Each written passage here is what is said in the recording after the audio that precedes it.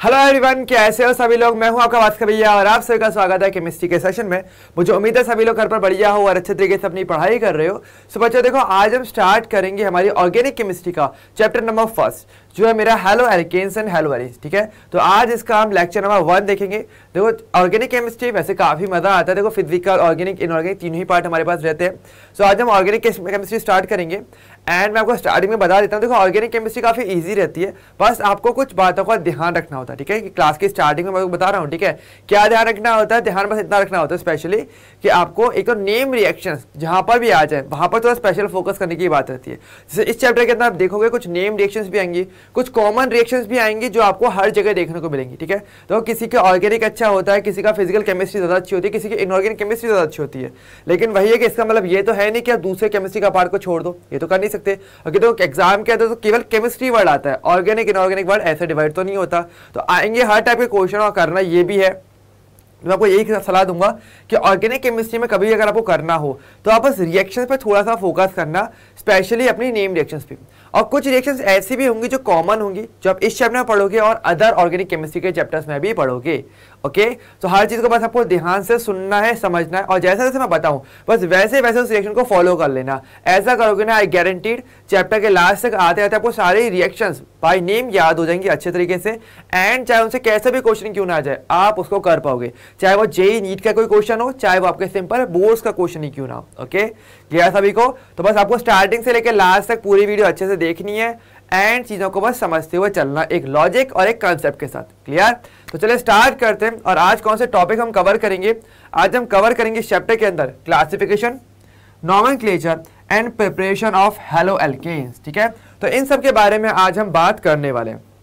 Okay, तो video को सभी लोग लाइक कर देना, शेयर कर देना। ओके, एंड शुरुआत से क्लास तक बस अच्छे से सुनना और समझना। ओके, तो चलिए सबसे पहले बात करेंगे, देखो हम इंट्रोडक्शन से। देखो, इंट्रोडक्शन तो इंपॉर्टेंट है, बिल्कुल सही बात है कि देखो आपने 11th में आपको थोड़ा बहुत ऑर्गेनिक केमिस्ट्री के बारे में पता है कि ऑर्गेनिक केमिस्ट्री क्या करती है, तो हमें पता है। जिसमें हम कार्बन और उसके कंपाउंड्स के बारे में पढ़ते हैं, वो मेरी ऑर्गेनिक केमिस्ट्री होती है ना। अब देखो, आप जानते हो कि कार्बन के अंदर अगर देखें तो कैटिनेशन का प्रॉपर्टी पाया जाता है, जिस रीजन से क्या होता है, कार्बन बहुत सारे एलिमेंट से जुड़ता है ना। और इनको जुड़ गए वो क्या, बहुत सारे डिफरेंट टाइप के कंपाउंड्स बना पाता है, जिसमें से एक एलिमेंट मेरे पास होता है हेलोजन। आप जानते हो जो आपका पीरियोडिक टेबल होता है उसके अंदर जो 17th फैमिली होती है उसको हेलोजन फैमिली के नाम से जाना जाता है। और कार्बन अगर उनके साथ जुड़ जाए और जो कंपाउंड बनता है वो आपका हेलो एल्केन्स होते हैं या हेलो एरीन्स होते हैं। ठीक है, तो हम इनसे हम शुरुआत करने वाले हैं। ठीक है, यहाँ देखो होता क्या है हमारे पास कि हेलो एल्केन्स या हेलो एरीन्स क्या होते हैं, are the hydrocarbons in which one or more hydrogen atom has been replaced by halogen atom. ठीक है, यानी यहाँ पे क्या होता है, हमारे पास जो हाइड्रोकार्बन होता है उसमें से हाइड्रोजन होने वाला है और वहां से हाइड्रोजन हट जाता है, उसकी जगह पर हेलोजन आ जाता है। कैसे, एक बार थोड़ा देखते हैं। देखो, जैसे आप जानते हो पीरियोडिक टेबल के अंदर मैंने क्या बोला, जो 17th ग्रुप होता है वो क्या होता है, मेरा 17th ग्रुप की अगर हम बात करें तो वो मेरा होता है हेलोजन्स का, है ना, जिसको आप हेलोजन भी कहते हो, जिसमें मेरे पास फ्लोरीन, क्लोरीन, ब्रोमीन और मेरे पास आयोडीन आता है। ये चीज हम जानते हैं ना, ये हमने 11 में कहीं ना कहीं सभी ने पढ़ा है। अब देखो, अब एक तरफ क्या है मेरे पास ये, और एक तरफ क्या है मेरे पास, एक हाइड्रोकार्बन। अब हाइड्रोकार्बन कहे तो हाइड्रोकार्बन का मीनिंग ये हो जाता है कि हाइड्रोकार्बन की अगर बात करें मतलब जो हाइड्रोजन और कार्बन से मिलकर बना है। बिल्कुल सेम बात है, हाइड्रो मतलब हाइड्रोजन और कार्बन यानी कि कार्बन, यानी जो मेरे पास हाइड्रोजन हो और जिसमें क्या हो मेरे पास कार्बन। ठीक है, तो ये चीज रहती है। अब होता है क्या, जैसे एक एग्जांपल मानते हैं, जैसे कि मान लो मेरे पास क्या है, एक हाइड्रोकार्बन CH3 CH2 CH3, ये मुझे बेसिकली हाइड्रोकार्बन दिया। अब इस हाइड्रोकार्बन में से अगर मान लो मैं एक हाइड्रोजन को हटा दूं और उसके हाइड्रोजन की जगह पर मैं कोई इनमें से कोई हेलोजन लगा दूं तो मुझे क्या मिलेगा, तो मुझे हेलो एल्केन्स मिल जाते हैं। अब देखो, जैसे कि एल्केन है ना, एल्केन से अगर मैं हाइड्रोजन हटाऊंगा और फिर मैं क्या लगा दूंगा उसकी जगह पे हेलोजन, तो मैं क्या बोलूंगा, एक हेलो एल्केन कहूंगा उसे। ठीक है, यानी कि अगर मान लो मैं यहाँ पर क्या करता, किसी भी एक इसको हटा के, हाइड्रोजन को हटा के मैं क्या लगा दूं, मान लो मैंने यहाँ पे लगा दिया एक क्लोरीन लगा दिया। ठीक है, मान लो मैंने यहाँ पे क्लोरीन लगा दिया, मैं कहीं पर भी लगा सकता था, मेरे पास बहुत सारे ऑप्शंस हैं, इस पे या इस वाले पे किसी पे भी हटा सकता हूँ और किसी पर भी हटा करके मैं हेलोजन लगा सकता हूँ। तो मुझे क्या मिलेगा, एल्केन से हटाया तो क्या बनेगा, हेलो एल्केन। और एरीन, एरीन क्या होती है मेरी, एरीन बेसिकली बोला जाता है बेंजीन का दूसरा नाम। ठीक है, एरीन क्या होती है मेरी, बेंजीन, यानी कि जो बेंजीन है वो भी तो क्या है मेरा, एक हाइड्रोकार्बन में तो आता है, तो बेंजीन है आप जानते हो जो बेंजीन होती है उसमें भी क्या होता है, इस कार्बन पे, हर एक कार्बन पे क्या होता है, एक एक हाइड्रोजन होता है। तो मैं चाहूँ तो इस हाइड्रोजन से भी इस हाइड्रोजन को हटा दूं और इनकी जगह पर मान लो मैंने कोई हेलोजन लगा दिया, तो क्या बनेगा, मुझे हेलो एरीन मिलेगा। जैसे कि मैंने क्या किया, यहाँ पे मैंने ये किया कि एक हाइड्रोजन यहाँ से हटा दिया ऊपर वाले को और इसकी जगह मैंने मान लो क्या लगा दिया, फ्लोरीन लगा दिया। ठीक है, तो ऐसे में क्या बन जाएगा, मुझे हेलो एरीन। ठीक है, तो ये मेरा हेलो एरीन है और ये मेरा क्या है, हेलो एल्केन। तो हमें ध्यान रखना पड़ेगा हेलो एरीन किसको बोला जाता है, हेलो एल्केन किसको कहते हैं। अगर कभी भी एल्केन यानी किसी सिंपल वाला जो हाइड्रोकार्बन है, एल्केन, एल्कीन, एल्काइन, वहां से अगर आप हाइड्रोजन हटाते हो और उसकी जगह पर कोई हेलोजन, इनमें से कोई भी लगा दो, फ्लोरीन, क्लोरीन, ब्रोमीन, आयोडीन, क्या बनेगा, हेलो एल्केन बनता है। और बेंजीन से अगर आपका हाइड्रोजन हटता है और उसकी जगह पर कोई भी हेलोजन आ जाए, कोई भी फ्लोरीन, क्लोरीन, ब्रोमीन, आयोडीन में से, तो क्या बनेगा, आपका हेलो एरीन बनता है। तो ये रहता है बेसिक इंट्रोडक्शन। ओके, अच्छा देखो एक बात याद रखना, आपको वैसे पता होगा भी कि जो हैलोजेंस होते हैं ना, इसके लिए इन सबको दिखाने के लिए भी एक सिंबल यूज में लिया जाता है। ज्यादातर इनको प्रदर्शित किया जाता है कैपिटल एक्स से। ठीक है, तो कहीं पर अगर कैपिटल एक्स आपको लिखा मिल जाए, समझ जाने कि वो हैलोजन का सिंबल होता है। और X equal to fluorine, chlorine, bromine, iodine, कुछ भी हो सकता है। ओके, तो यहाँ पर जैसे मैं क्लोरीन लगाया है, मैं चाहूँ तो यहाँ पर इसकी जगह पर सामान्य तौर पर मैं एक्स भी लिख सकता था, यानी कि एक हेलो एल्केन को प्रदर्शित करेगा। ठीक है, उसको दिखाएगा। ऐसे फ्लोरीन की जगह मैं चाहूँ तो यहाँ पर मैं केवल एक्स लिख सकता था, एक्स यानी कि मेरा कोई हेलोजन यहाँ पे आना चाहिए। ओके, ये चीज आती है। पहली बात तो कि हेलो एल्केन और हेलो एरीन कहते कैसे। ठीक है, पहली चीज तो ये हमारे लिए आती है। ओके, क्लियर सभी को। ये है हमारा बेसिक इंट्रोडक्शन हेलो एल्केन और हेलो एरीन का। यानी हम कुछ नहीं करने वाले, जो भी मेरा हाइड्रोकार्बन है हमारे पास नॉर्मली आप जान दो 4 आप हाइड्रोकार्बन सभी ने पढ़े होंगे, एल्केन, एल्कीन, एल्काइन और बेंजीन, है ना। तो एल्केन, एल्कीन, एल्काइन से अगर हेलोजन हटेगा, मतलब हाइड्रोजन हटेगा और हेलोजन आए, तो क्या बनेगा, मेरा हेलो एल्केन। जैसे कि यहाँ पर एग्जांपल, एक सिंपल एग्जांपल है एक।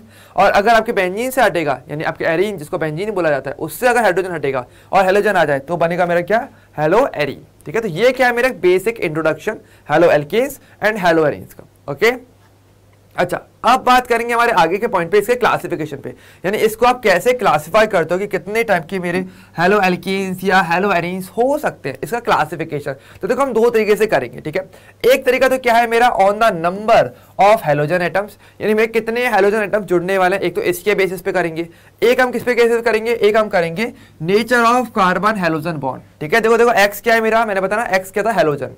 तो आपको ध्यान रखना एक्स का मतलब क्या होता है, आपका हेलोजन होता है। ठीक है, तो इसलिए मैंने आपको पहले ही बता दिया कि फ्लोरीन, क्लोरीन, ब्रोमीन, आयोडीन कुछ भी हो सकता है। तो कार्बन और उस हेलोजन के आपके बॉन्डिंग नेचर पे, यानी कि उनका नेचर कैसा रहेगा उनके बॉन्ड का, उसके बेसिस पे, ठीक है, हम बात करेंगे। ओके, तो सबसे पहले हम बात करेंगे फर्स्ट वाले तरीके से, जो है मेरा कौन सा, नंबर ऑफ हेलोजन एटम्स। ठीक है, अब तो बहुत सिंपल बात है, हमें बोल रहे हैं मेरे पास क्या है, मेरे पास देखो एक तरफ तो क्या है, हेलो एल्कीन्स, ठीक है, और एक मेरे पास क्या है, हेलो एरीन्स है ना, हेलो एरीन्स। ठीक है, तो हेलो एल्केन्स और हेलो एरीन्स मेरे पास 2 चीजें है ना। मैंने क्या बोला था, अगर किसी से भी हाइड्रोजन हटेगा और हेलोजन आ जाए तो इनमें से कोई एक बनेगा, है ना। बेंजीन से हटेगा तो हेलो एरीन, और अगर एल्केन या एल्कीन एल्काइन से हटेगा तो हेलो एल्कीन्स में उसको काउंट किया जाता है। ठीक है, लेकिन ये बिल्कुल नहीं बोला कि एक ही हाइड्रोजन हटे, एक से ज्यादा भी हट सकते हैं, ये किसने बोला, है ना। सिंपल चीज है, यानी देखो जैसे कि हम बात करें एक सिंपल एग्जाम्पल से, यानी कि अगर मान लो जैसे कि आपके पास एक एल्केन था, जो मैंने आपको एग्जांपल दिया था। ठीक है, मान लो कि एल्केन था और एल्केन से देखो मैंने क्या किया, एक हाइड्रोजन को हटा के, मान लो मैंने क्या किया, एक हेलोजन को लगा दिया। मान लो मैंने क्या लगा दिया, ब्रोमीन लगा दी। ठीक है, ब्रोमीन हेलोजन है। मैंने क्या किया, यहाँ पर एक हाइड्रोजन था, उसको हटा करके मैंने एक ब्रोमीन लगा दिया। तो ये क्या है मेरा, ये मेरा हेलो एल्केन हो जाएगा। अब क्योंकि देखो यहाँ पे एक ही हेलोजन जुड़ा है, तो इसको हम क्या बोलेंगे, इसको बोलेंगे मोनो हेलो डेरिवेटिव। इसको क्या बोलेंगे, इसको हम कहेंगे क्या, मोनो, इसको हम क्या बोलेंगे, मोनो हेलो डेरिवेटिव। यानी कि इसका मीनिंग ये होता है कि एक हेलोजन अगर कभी भी आके जुड़ा हुआ मिल जाए, अभी किसी हेलो एल्केन से, उसको बोलते हैं मोनो हेलो डेरिवेटिव। ठीक है, सेम तरीके से मान लो बेंजीन के लिए बोल सकते हो कि बेंजीन है आपके पास और बेंजीन से क्या किया आपने, एक हेलोजन यहाँ पे लगा दिया, एक ब्रोमीन मान लो मैंने लगा दिया, तो ये भी क्या है मेरा एक मोनो हेलो डेरिवेटिव कहा जाएगा। ठीक है, तो मोनो हेलो एल्केन या मोनो हेलो एरीन। ठीक है, ये चीज है। अच्छा मान लो यहाँ पे मैंने बोलता कि एक ब्रोमीन की जगह मान लो मैंने 2 ब्रोमीन कर दिए, यानी कि आइडियल तो मेरे पास क्या था, ये था आइडियल, तो CH3 CH2 CH3 ये था। मैंने क्या किया, एक हाइड्रोजन हटाया, उसकी जगह पर एक ब्रोमीन लगा दिया। ठीक है, तो ये तो मेरा मोनो एक बार हुआ। अगर मान लो मैं 2 बार करूँ तो ऐसा CH3 CH, मान लो मैं इधर से भी कर दिया Br और CH2 और Br। ठीक है। यानी इस बार मैंने क्या किया, इस बार मैंने ये किया कि मैंने हाइड्रोजन हटाए 2 और 2 की जगह पर मैंने 2 हेलोजन को लगा दिया। अब वो सिमिलर भी हो सकता है, वो अलग भी हो सकता है, तो ध्यान रखना जरूरी नहीं कि एक ही टाइप को। मैं चाहता हूँ ब्रोमीन हटा दूं या फिर इसकी जगह बोलो कि क्लोरीन लगाना भैया, तो चलो मैंने क्लोरीन भी लगा दिया। तो मैंने क्या किया, मैंने ओवरऑल 2 हेलोजन मैंने लगा दिए 2 हाइड्रोजन को हटा करके।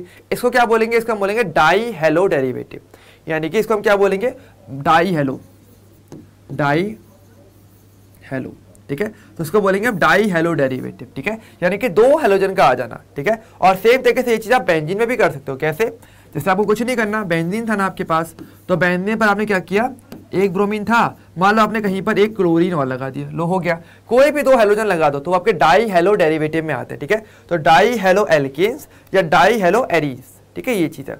अब इसी तरीके से मान लो मैं 2 की जगह 3 भी कर सकता हूं, तो मान लो मैंने 3 कर दिया, CH3 CH, एक Cl था, मान लो यहाँ पे ब्रोमीन लगा दिया, एक क्या करा मैंने, CH, एक ब्रोमीन और एक मैंने लगा दिया फ्लोरीन। चलो मैंने ये कर दिया। अब देखो मैंने एक कार्बन से 2 हेलोजन और एक हेलोजन यहाँ हो गया, यानी कि टोटल 3 हेलोजन अभी तक मैं लगा चुका हूँ, है ना। तो इसको क्या बोलेंगे, 3 को क्या बोलते हैं, ट्राई, ठीक है। तो इसको क्या बोलोगे, इसको आप कहोगे try hello, try hello, try hello derivative इसको आप कहोगे, यानी कि यहाँ पे 3 हेलोजन आ जाते हैं, वो आपके ट्राई हेलो डेरिवेटिव होते हैं। तो हेलो एल्केन्स यानी ट्राई हेलो एल्केन्स, ठीक है, ये चीज है। और यहाँ पे क्या हो जाएगा मेरा, ट्राई हेलो एरीन्स, यहाँ पर बन सकता है आराम से, यानी मैं 3 लगा सकता हूँ जी। तो ये मेरे क्या हो जाएंगे, ट्राई हेलो डेरिवेटिव्स में काउंट किए जाते हैं। तो आपको ये ध्यान रखना पड़ेगा कि जितना नंबर ऑफ हेलोजन है, यानी कि आपका 1, 2 या 3, उस बेसिस आप मोनो, डाई या ट्राई लगाते हो, ठीक है। और आगे बढ़ भी आते हैं, जैसे को बताओ मोनो हमेशा 1 को रिप्रेजेंट करता है, ध्यान रखना, डाई हमेशा 2 को, ट्राई 3 को, टेट्रा 4 को, पेंटा 5 को। तो ये कुछ वर्ड्स होते हैं जो हमें पर्टिकुलर नंबर को रिप्रेजेंट करवाते हैं, और इसका यूज हम आगे जाके किसमें करते हैं, अपने IUPAC के अंदर भी करते हैं, जो आपका नॉमेनक्लेचर वाला पार्ट है। तो सभी ने, आप आई होप सभी ने नॉमेनक्लेचर पढ़ा है, वैसे तो है ना, 11th क्लास में सिखाया जाता है। सो वहां पर भी आपको ये वर्ड्स यूज में आप लेते हो, है ना, डाई, ट्राई, टेट्रा, पेंटा। तो ये सब क्या है, ये पर्टिकुलर नंबर को रिप्रेजेंट करवाने के काम करते हैं, ओके। तो ये चीज हमारी यहाँ पर आती है। तो ये बेसिकली क्या मेरा, on the basis of number of halogen atom, ठीक है। तो इसमें आप ऐसे मोनो, डाई या ट्राई हेलो एल्केन्स या हेलो एरीन्स की हम बात करते हैं, ओके, क्लियर सभी को। अच्छा देखो अब यहाँ पर एक छोटी सी कैटेगरी और मैं इसमें ऐड करना चाहूंगा, थोड़ी इंपॉर्टेंट। देखो एक बात ध्यान रखना, अगर मान लो जैसे कि अभी थोड़ा इंपॉर्टेंट है, आपको ध्यान रखना, एग्जाम के हिसाब से बहुत इंपॉर्टेंट है, स्पेशली आपके कॉम्पिटिटिव एग्जाम्स में ये चीज पूछी जाती है, ओके। और वैसे भी आपको पूछी जाएगी। अगर मान लो जैसे आप 2 हेलोजन जोड़ने वाले, ठीक है, अब मान लो मैं दोनों हेलोजन को एक ही कार्बन पे जोड़ता हूँ, ठीक है। यानी देखो मैंने क्या किया, ये अपना एल्केन बनाया और दोनों मान लो हेलोजन, तो जिसको मैं कैपिटल X से रिप्रेजेंट कर सकता हूँ, मैंने उसे एक ही कार्बन पे जोड़ दिया, ठीक है। एक तो मान लो मैं ये करता हूँ, और एक तरफ देखो ये भी पॉसिबिलिटी हो सकती है कि मैं इनको दोनों अलग अलग कार्बन पे जोड़ूं, यानी कि CS, दोनों अगल बगल के कार्बन पे। मैंने क्या किया, एक तरफ देखो मैंने क्या किया, दोनों को मैंने एक ही कार्बन पे जोड़ा हेलोजन को। एक मैंने ये किया, दोनों हेलोजन को मैंने जस्ट अगल बगल के एडजेसेंट कार्बन पे जोड़ा है। तो जब अगर आप दोनों हेलोजन्स को अगर एक ही कार्बन पे जोड़ते हो, तो ये तो मेरे हैं तो डाई हेलो डेरिवेटिव, ये तो ठीक है, लेकिन इनको बोला जाता है जैम डाई हेलो डेरिवेटिव, या जैसे जैम डाई हेलाइड के नाम से जाना जाता है, ओके। तो थोड़ा सा मैं नेमिंग की चीज एक छोटी सी मैं आपको बता रहा हूँ अभी के लिए, कि जब दोनों हेलोजन को आप एक ही कार्बन पे जोड़ते हो तो इसको आप क्या बोलते हो, इसको बोलते हो जैमिनल, जैमिनल डाई हेलाइड, ठीक है। इनको जैमिनल डाई हेलाइड के नाम से जाना जाता है, ठीक है। और अगर अगल बगल एडजेसेंट कार्बन पे जोड़ते हो, ध्यान रखना जस्ट अगल बगल के कार्बन होने चाहिए, एक के बगल में एक, ठीक है। तो एडजेसेंट कार्बन पे जोड़ोगे तो क्या बोलते हो, इसको बोला जाता है विजिनल डाई हेलाइड, ओके, ये चीज है।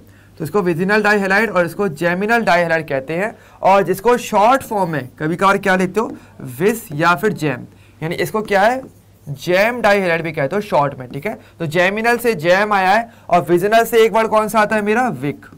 तो विस डाई हेलाइड या जैम डाई हेलाइड भी इन्हें कहा जाता है, ठीक है। तो ध्यान रखना है डाई हेलाइड के अंदर 2 कैटेगरी अलग अलग बन जाती हैं। जैमिनल डाई हेलाइड में दोनों हेलोजन एक ही पैकेज जोड़ते हैं, और विजिनल डाई हेलाइड में 2 हेलोजन तो जोड़ेंगे क्योंकि डाई हेलाइड है, ठीक है, लेकिन वो अगल बगल जस्ट एडजेसेंट कार्बन पे आकर के जोड़ते हैं। ये स्पेशली कैटेगरी होती है मेरे डाई हेलाइड्स के लिए, क्लियर सभी को। तो ये चीज यहाँ पर आती है, नेक्स्ट अब हम बात करेंगे हमारे on the basis of nature of carbon hydrogen bond. Okay, carbon hydrogen bond यानी मेरा कार्बन और हाइड्रोजन बॉन्ड कैसा है, अब उसके बेसिस पे अब हम बात करने वाले हैं। ठीक है, यानी कि मेरा हाइड्रोजन जिस कार्बन से जुड़ा है उसके हाइब्रिडाइजेशन के बेसिस पे, टू बी प्रिसाइज, यानी देखो हमें पता है कि मेरा जो कार्बन है उससे मेरा हाइड्रोजन आकर के जुड़ने वाला है। ठीक है, तो ये कार्बन कैसा है, इसका हाइब्रिडाइजेशन कैसा है उसके बेसिस पे। ठीक है, यानी कि देखो कार्बन का जो हाइब्रिडेशन है ना, वो देखो यहाँ पे 3 कैटेगरी में आ सकता है, sp3, sp2 और मेरा sp।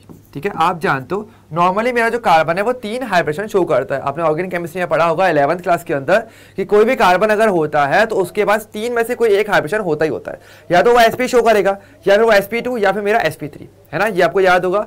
जैसे कि आपको कब कब देखने को मिलता है, आपको याद होगा कि जैसे कि sp3 कब देखने को मिलता है, जब कोई कार्बन केवल सिंगल बॉन्ड बनाता है तो हमेशा sp3 हाइब्रिडेशन रहता है।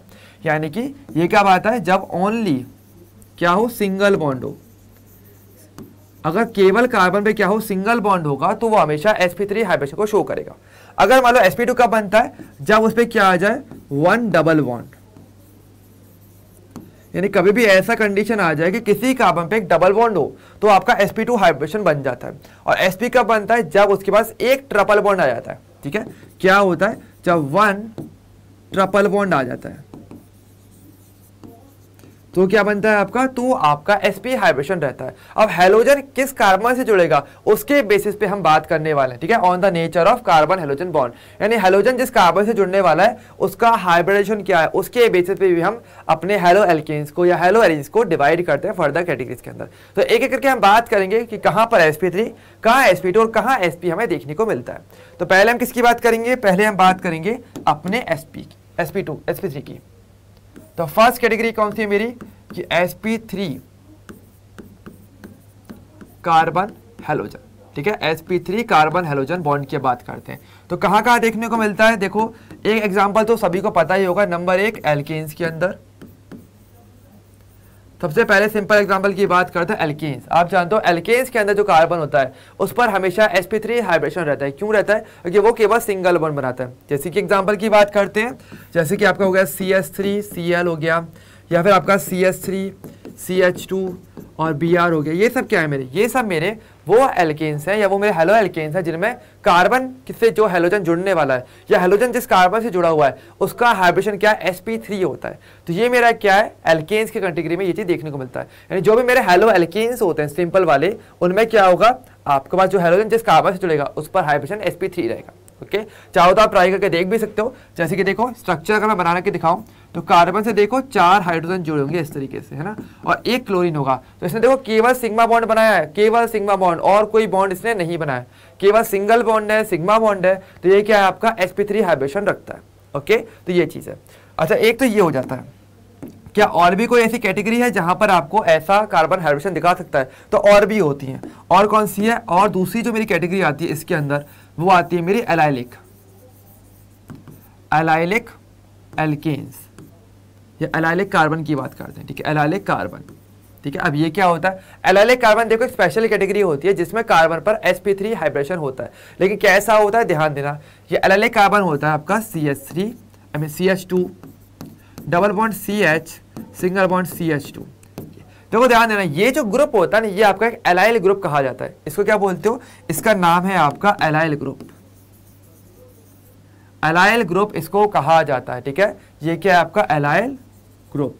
अब देखो ध्यान दो, उस ग्रुप की खासियत क्या है, ग्रुप की खासियत ये है, इसका नाम है, ध्यान रखना, आपको याद रखना नाम एलाइल ग्रुप ही होता है। इसको होता क्या है इसमें, देखो ध्यान दो, आपके पास एक डबल बॉन्डेड कार्बन रहेगा लेकिन उसके जस्ट बगल का जो कार्बन है ना वो sp3 हाइब्रिडेशन रहने वाला है। देखो क्या है यहाँ पे, देखो आप देख सकते हो यहाँ पर इसका ये इन दोनों के बीच में तो क्या है आपका डबल बॉन्ड आ गया, और इसके जस्ट बगल का जो कार्बन है ये मेरा, ध्यान दो, ये मेरा sp3 रहता है। और इससे मेरा अगर हैलोजन जुड़ जाए तो वो मेरा एक एलाइलिक हेलो एल्केन में काउंट किया जाता है। ठीक है, लेकिन ध्यान रखना बात तो वही आ गई क्या, कि ये मेरा एक sp3 हाइब्रिडेशन कार्बन से जुड़ा हुआ है। तो हैलोजन जिस कार्बन से जुड़ता है वो तो sp3 होगा, हालांकि इसके बगल का जो कार्बन है उस पर डबल बॉन्ड होगा इस तरीके से। ठीक है, लेकिन ये कब रहेगा आपके ओपन चेन के अंदर। ठीक है, लेकिन यही चीज अगर आपके बेंजीन के अंदर हो जाती है तो ऐसे में आप उसको बेंजिलिक कार्बन कहते हो। तो हमारा थर्ड कैटेगरी जो इसी के अंदर आती है वो है मेरी कौन सी, थर्ड आती है मेरी कौन सी, बेंजिलिक। Benzylic carbon. अब ये क्या होगा, देखो सेम चीज रहेगी, बस यहाँ पर क्या होगा, ये जो डबल बॉन्डेड जो कार्बन है ना, ये मेरे बेंजीन के होने वाले। कैसे, यानी देखो बेंजीन मैंने बना दिया, ये मेरा बेंजीन, ये मेरे डबल बॉन्ड कार्बन हो गए, और इससे मैंने जोड़ दिया CH2। इसको आप क्या बोलते हो, इसको बोलते हो बेंजिल। ठीक है, इस ग्रुप का आप क्या बोलते हो, बेंजिल ग्रुप। ठीक है, इसको बेंजिल ग्रुप के नाम से जाना जाता है। ठीक है, काफी इंपॉर्टेंट नेमिंग है, और ये मैं बता दूं इस चैप्टर में आप इस नेमिंग को देख रहे हो, ठीक है, लेकिन यही सेम नेमिंग आप आगे जाके और देखोगे अपने आगे फर्दर ऑर्गेनिक केमिस्ट्री के चैप्टर्स में, चाहे वो आपका अल्कोहल फिनोल ईथर हो या आपका एल्डिहाइड कीटोन कार्बोक्सिलिक एसिड हो, वहां पर भी यही सेम चीज आने वाली है। तो ये बहुत अच्छा रहेगा कि आप ये कुछ बेसिक्स नाम आप हमेशा याद रखना, क्योंकि ये नेमिंग कभी कभार पूछी जाती है एग्जाम के अंदर, और कैसे पूछी जाएगी ये मैं आपको आगे नेमिंग नोमेनक्लेचर में बताऊंगा। ठीक है, अब देखो ये क्या है, मेरा बेंजिलिक। अब देखो क्या हुआ, यहाँ पर देखो हेलोजन जिस कार्बन से जुड़ेगा, देखो वो बेंजीन का कार्बन नहीं है, वो है बेंजीन के ऊपर जो CH2 है। आप देख सकते हो ये केवल आपका सिंगल बॉन्ड बनाने वाला है, मतलब इसका हाइब्रिडेशन क्या है आपका sp3, और sp3 हाइब्रिडेशन अगर इसका रहेगा और इस पर हम हेलोजन जोड़ देते हैं तो ये क्या है, मेरा sp3 वाले इस कैटेगरी के अंदर ही आ जाएगा, है ना। यदि हेलोजन जिस कार्बन से जुड़ा तीनों कैटेगरी में देख सकते हो, वो आपका एक sp3 कार्बन रहेगा। तो आपका एल्केन, एलाइलिक कार्बन और आपके बेंजिलिक कार्बन में ये चीज देखने को मिलती है। ध्यान रखना, बेंजिलिक और एलाइलिक में क्या डिफरेंस है, आपके पास हेलोजन जिस कार्बन से जुड़ेगा वो तो sp3 है, चलो ये तो फिक्स है, लेकिन उसके बगल का कार्बन डबल बॉन्डेड होगा। ठीक है, लेकिन वो डबल बॉन्डेड यानी इसका मतलब क्या है, इसका हाइब्रिडेशन क्या हो जाएगा, अगर मैं पूछूं इसका हाइब्रिडेशन क्या है, sp2, इसका भी क्या है आपका sp2। तो यानी कि अगर आपका sp3 वाला कार्बन किसी sp2 से जुड़ा हुआ है तो वो आपका एलाइलिक में आएगा, लेकिन कब, जब वो ओपन चेन होती है। लेकिन देखो अगर वो आपके बेंजीन से जुड़ा है, और बेंजीन का कार्बन पे क्या है, sp2 हाइब्रिडेशन होता ही है ना। तो अगर आपका sp3 वाला कार्बन एक sp2 से जुड़ा है लेकिन वो बेंजीन का है तो उसको कहेंगे बेंजिलिक कार्बन। और ऐसे में अगर हेलोजन से जुड़ता है तो उसको बोलते हैं बेंजिलिक हेलो एल्केन की कैटेगरी में उसे डाला जाता है, लेकिन आएगा कौन सा, इसी सिंगल कैटेगरी में आएगा। तो ये आपका फर्स्ट टाइप। दूसरी अब हम बात करते हैं हमारे किसकी, दूसरी अब हम बात करेंगे हमारा sp2 वाला कार्बन हो और उससे क्या है, मेरा हेलोजन जुड़ने वाला है। अब इस कैटेगरी में कौन आता है, देखो इस कैटेगरी में अगर हम बात करें तो हमारे पास कौन आता है इस कैटेगरी में, मेरे पास पहला तो आप जानते हो कौन सा, एल्कीन्स। ठीक है, इस कैटेगरी में मेरे पास कौन आता है, स्पेशली एक तो आता है एल्कीन आती है। ठीक है, एल्कीन में आप जानते हो क्या होता है, कार्बन डबल बॉन्ड कार्बन होता है इस तरीके से, तो ये क्या आपका एल्कीन हो जाती है। ठीक है, ये क्या आपका एल्कीन। तो एल्कीन के, अगर एल्कीन का जो कार्बन है जिसमें डबल बॉन्ड है उससे डायरेक्टली हेलोजन जोड़ दोगे तो आपके इस कैटेगरी के अंदर आ जाएगा, sp2 वाला कार्बन उस पर हेलोजन जोड़ना है तो यहाँ पर आ जाता है। ठीक है, और मैं आपको एक बात और बताता हूँ इसमें काफी इंफॉर्मेटिव चीज, कि ध्यान रखना ये जो ग्रुप है ना आपका, ये जो ग्रुप आपको दिख रहा है CH2 डबल बॉन्ड CH, ये जो ग्रुप है इसको विनाइल ग्रुप के नाम से जाता है, इसको विनाइल ग्रुप के नाम से भी जाना जाता है। ठीक है, तो कुछ कॉमन नेम जिनको आप बोलते हो इसकी कैटेगरी में आते हैं, ध्यान रखना। तो ये आपको क्या है, विनाइल कार्बन जिसको कहते हो, या विनाइल ग्रुप जिसको कहा जाता है। ओके, तो ये आपका एल्कीन के अंदर आता है स्पेशल नाम। ओके, अच्छा इसके अलावा देखो एक कैटेगरी और भी होती है, कौन सी आप समझ ही गए होंगे, काफी लोगों ने गैस कर लिया होगा आई थिंक। दूसरी कैटेगरी कौन सी हो सकती है, आई होप सभी को पता होगा वैसे तो काफी हद तक। कौन सा नाम आपको पता है ना, sp2 कार्बन कहाँ देखने को मिलता है, आपका बेंजीन का कार्बन। बेंजीन का कार्बन क्या है आपका, sp2 ही तो होता है। तो यानी कि आपके बेंजीन के अंदर, बेंजीन के अंदर बात करेंगे, यानी कि बेंजीन मैंने बना दिया और यहाँ पे क्या है डबल बॉन्ड, और इस पे मैंने डायरेक्टली जोड़ दिया किसी हेलोजन को, यानी आपके हेलो एरेंज जो होते हैं वो आपके क्या है, sp2 कैटेगरी वाले कार्बन पे आते हैं। ठीक है, यानी sp2 कार्बन से हेलोजन डायरेक्टली जुड़ने वाला है। ठीक है, तो इनका क्या होता है आपका, ये क्या आपका sp2 और ये भी क्या है आपका एक sp2, और इससे मैंने हेलोजन को जोड़ा है। तो दो कैटेगरी इसके अंदर आती है मेरे पास। ठीक है, sp2 वाला कार्बन बेंजीन का कार्बन होता है और आपके डबल बॉन्ड का कार्बन होता है। ठीक है, और आप जानते हो कि बेंजीन वाले ग्रुप को क्या बोलते हो, इसको आप क्या बोलते हो, इसको बोलते हो आप एरीन। तो बेंजीन को आप एरीन के नाम से भी जानते हो, ये इसका एक दूसरा नाम भी होता है। ठीक है, ये चीज है। Okay, clear. और अब बात करने वाले हैं हम हमारे थर्ड कैटेगरी की। ठीक है, जो मेरा कौन सा sp और वो कार्बन हो और उससे हेलोजन जुड़ा हुआ हो, और ये कहाँ देखने को मिलेगा, एक ही कैटेगरी है जहां पर ये चीज देखने को मिलती है, और वो कौन सी मेरी एक बात कैटेगरी, एल्काइन। अब बात करने वाला हम एल्काइंस की। आप जानते हो एल्काइंस में क्या होता है, ट्रिपल बॉन्ड होता है, और ट्रिपल बॉन्ड वाले कार्बन से अगर मैंने हेलोजन जोड़ दिया तो ये क्या है, मेरा एक sp कैटेगरी के अंदर आ जाएगा, क्योंकि इसके अंदर अगर देखें तो ये जो है मेरा इस पे sp हाइब्रिडेशन होता है। ठीक है, और ये चीज़ है। और इस ग्रुप को क्या बोलते हो, इस ग्रुप को आप बोलते हो एसिटिलीन। इसको क्या बोलते हो, आप जानते हो सबसे छोटा वाला जो एल्काइन होता है उसको एसिटिलीन के नाम से जाना जाता है ना। तो एसिटिलीन, ठीक है। तो एसिटिलीन इसको कहा जाता है, ठीक है। तो ये आपके कुछ बेसिक ग्रुप्स के नेम होते हैं जो आपको जरूर याद रखने हैं और ये आपको आगे भी बहुत हेल्प करेगा जब आप क्वेश्चन सॉल्व करोगे, क्योंकि पता है जब नॉमेनक्लेचर आएगा ना तो वहाँ पर ये चीज़ बहुत आती है। पता है क्या करते हैं वो लोग, वो ये करते हैं एग्जाम के अंदर क्वेश्चन को टफ करने के लिए कि वो आपको ये बोलेंगे कि मैंने आपको एक एलाइलिक कोई भी कार्बन का नाम दे देंगे और आपसे बोलेंगे उसमें तो कॉमन नाम दिया, वो पूछेगा इसका IUPAC नेम बताओ। अब ऐसे क्वेश्चन आ जाते हैं, अब वो प्रॉब्लम देते हैं, ठीक है। तो इसलिए हमें थोड़ा पता होना चाहिए कि भाई किसका कैसे नाम दिया जाता है, ओके। तो हम इसी की बात करेंगे हम किसमें, हमारे नॉमेनक्लेचर के अंदर। अब हम बात करने वाले हैं हमारे नॉमेनक्लेचर की। तो देखो नॉमेनक्लेचर की अगर बात करें तो मीनिंग क्या होता है इसका, यानी किसी का नाम देना, ठीक है। अब देखो नाम भी अगर देखें ना तो आपको पता होगा नेमिंग भी हम दो टाइप की करते हैं केमिस्ट्री के अंदर। कौन कौन सी आपको पता है, एक तो मेरी कौन सा होता है कॉमन नेम होता है ना, एक तो मेरा कौन सा होता है कॉमन नेम, ठीक है। और एक जो नेमिंग हम करते हैं किसी भी कंपाउंड की वो होती है कौन सी मेरी IUPAC नेम। ऑर्गेनिक केमिस्ट्री में अगर देखा है तो आप दो टाइप के नेम नॉर्मली देखते हो, ठीक है। अब तो कौन सा नेम कैसे कैसे होता है, देखो आप ऐसे कह सकते हो कि कॉमन नेम एक तरीके से जैसे आपका घर का नाम, जो कि निक नेम जैसे होता है ना, जैसे कि राजेश मान लो एक्चुअल नेम है और राजू क्या है उसका निक नेम हो जाता है ना। तो ऐसे अगर बात करें तो कॉमन नेम तो ऐसा हो जाए तो घर का नाम है, ठीक है। और बाहर का जो नाम होता है जैसे राजेश, ये क्या आपका IUPAC नेम, ठीक है। तो ये चीज आपके लिए रहती है। तो ऐसे आप दोनों में डिफरेंस कर सकते हो। अगर बात करें इस चैप्टर के हिसाब से अगर देखें तो हमारे पास जो चैप्टर है हेलो एल्केन हेलो एरीन, है ना। तो अगर बात करेंगे यहाँ पे तो ध्यान देना आपके पास जो हेलो एल्केन जो हेलो एरीन होता है ना, ये जो वर्ड हम लिखते हैं हेलो एल्केन या जो मेरा होता है हेलो एरीन, ये क्या, ये बेसिकली मेरे IUPAC नेम के तहत लिखे जाते हैं। यानी जहाँ पर हेलोजन का नाम आगे लिखा होता है ना वो बेसिकली मेरा क्या है IUPAC नेम के अंदर आएगा। लेकिन अगर मैं लिखता हूँ कहीं भी क्या, अगर मैं लिखता हूँ एल्काइल हैलाइड, मान लो कहीं पे ऐसे लिखा हुआ है एल्काइल हैलाइड लिखा हुआ है, या मान लो कहीं पे ये लिखा हुआ है आपके पास फिनाइल हैलाइड, फिनाइल हैलाइड, तो ये क्या जहां पर हेलोजन का नाम बाद में आ जाए वो मेरा कॉमन नेम है। तो ध्यान रखना कॉमन नेम और IUPAC नेम पहचानना आना चाहिए अच्छे से देख करके डायरेक्टली।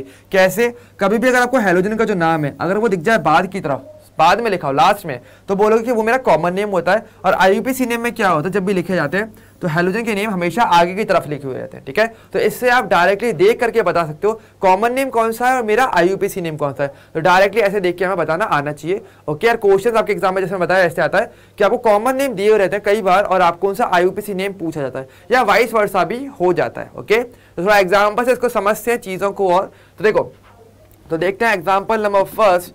मान लो कहीं पे लिखा हुआ जैसे कि आपका CH3 CH2 CH2 और आपका कोई भी जैसे मान लो ब्रोमीन यहाँ पे आपका जुड़ा हुआ है, ठीक है। मान लो मैंने आपको ये दिया, ठीक है, और मैं पूछूं कि भाई इसका कॉमन नेम या और आपको इसका IUPAC नेम बताना है, ठीक है। तो चलो दोनों ट्राई करके देखते हैं। पहले हम किसकी बात करेंगे, हमारे कॉमन नेम की, और एक मैं बात करूंगा अपने IUPAC की, ठीक है।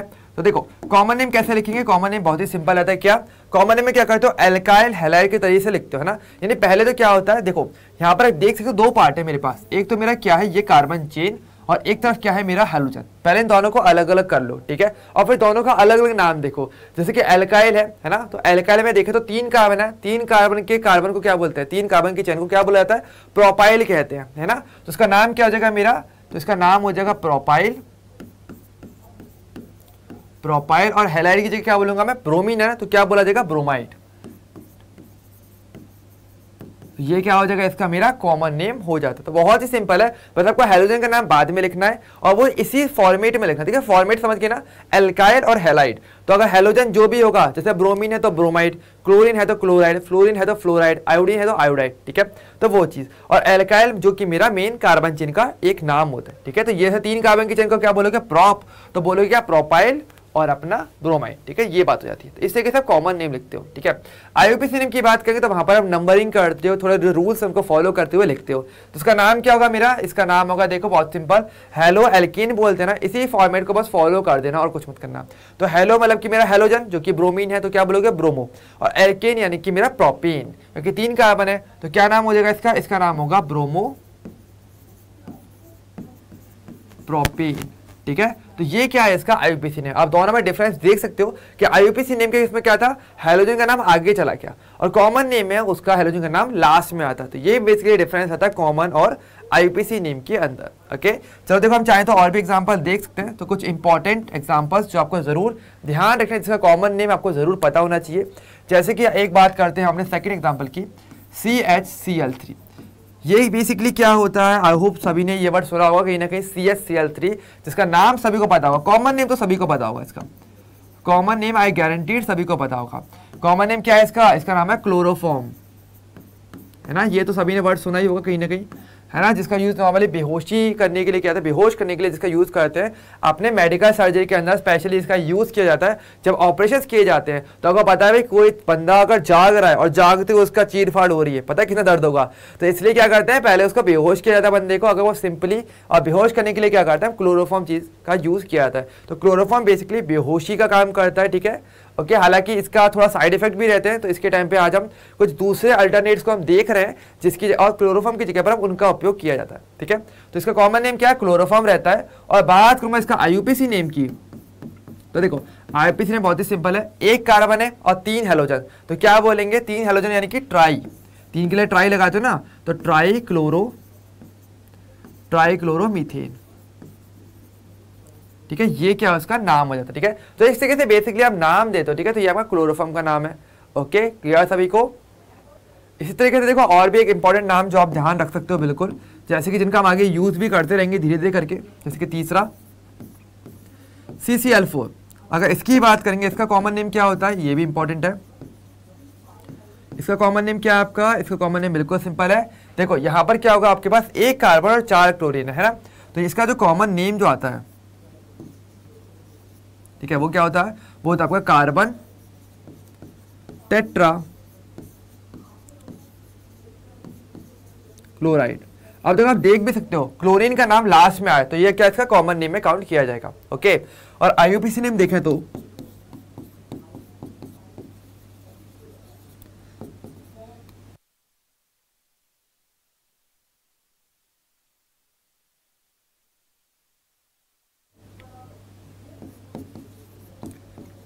टेट्राक्लोरो मीथेन, ठीक है, तो ये क्या है मेरा, ये इसका आईयूपीसी नेम बेसिकली हमारा हो जाता है। तो इस तरीके से बेसिकली आप कॉमन नेम या आईयूपीसी नेम में डिफरेंस करते हो, ओके। तो ये डिफरेंस हमेशा पता होना बहुत जरूरी रहता है, एग्जाम में ये चीज बहुत बार पूछी जाती है, ओके। चलिए अब थोड़ा सा क्विज करते हैं और क्विज करके देखते हैं कि हाँ भाई कितना सीखा कितना समझा, ये बहुत इंपॉर्टेंट है। तो देखो क्विज क्या है हमारा, the IUPAC name of tertiary butyl chloride, okay. आपका क्या पूछा, आपको टर्शरी ब्यूटाइल क्लोराइड दिया हुआ है और आपको इसका आईयूपीसी नेम बताना है। तो देखो भैया बताना, देखो यहाँ पर क्या दिया, आपको कॉमन नेम दिया हुआ है और आपको उसका आईयूपीसी नेम पूछा जा रहा है। तो पहले आपको स्ट्रक्चर बनाना पड़ेगा, स्ट्रक्चर बना लोगे तो आराम से किसी का भी आईयूपीसी नेम हम कर सकते हैं। तो देखो टर्शरी ब्यूटाइल क्या होता है मेरा, टर्शरी ब्यूटाइल होता है कि एक कार्बन से क्या होता है 3 CH3 जुड़े हुए रहते हैं, ठीक है, वो बेसिकली होता है आपका टर्शरी ब्यूटाइल, और इसमें क्या क्लोरीन। तो ये क्या है आपका, ये आपका एक 3 डिग्री कार्बन यहाँ पे बेसिकली आपको दिया हुआ है और ये आपका एक टर्शरी ब्यूटाइल क्लोराइड का नाम होता है, ठीक है। अब देखो यहाँ पर ध्यान दो, इसका नेम क्या हो जाएगा, आईयूपीसी नेम के लिए क्या करते हो, सबसे लंबी चेन चूज करते हो, एक तरफ से नंबरिंग करते हो 1 2 और 3, तो फिर आप इस बहुत आराम से इसका नाम दे सकते हो। इसका नाम क्या हो जाएगा, तो देखो इसका नाम ये आएगा क्या कि देखो 2 पे मेरे पास मिथाइल है, ओके, और 2 पे क्या है मेरे पास क्लोरीन, जिसको C से रिप्रेजेंट करते हैं, ठीक है। तो अगर बात करें इसका नाम, तो इसका नाम क्या आएगा, इसका नाम आएगा 2 क्लोरो और इसके अलावा 2 मिथाइल और क्या प्रोपीन। भाई ना देखो आईयूपीसी नेम में तो सिंपल बात थी भाई, हेलोजन का नाम तो आगे आना ही चाहिए, है ना। तो नाम क्या हो जाएगा इसका 2 क्लोरो 2 मिथाइल प्रोपेन, यानी कि ऑप्शन नंबर फर्स्ट जो आपको दिख रहा है वो क्या है इसका करेक्ट आंसर हो जाता है। तो इस तरीके से आपको ध्यान रखना पड़ेगा IUPAC name and common name, ठीक है। तो ध्यान रखना कॉमन नेम कुछ के जरूर पता होने चाहिए, क्योंकि कभी कभार एग्जाम में चीज पूछी जाती है स्ट्रक्चर ना दे करके, वो आपको कॉमन नेम देता है और कॉमन नेम से फिर आपसे पूछेगा भाई इसका आईयूपीसी नेम बताओ, तो ऐसे क्वेश्चन एग्जाम में पूछे गए हैं, ओके।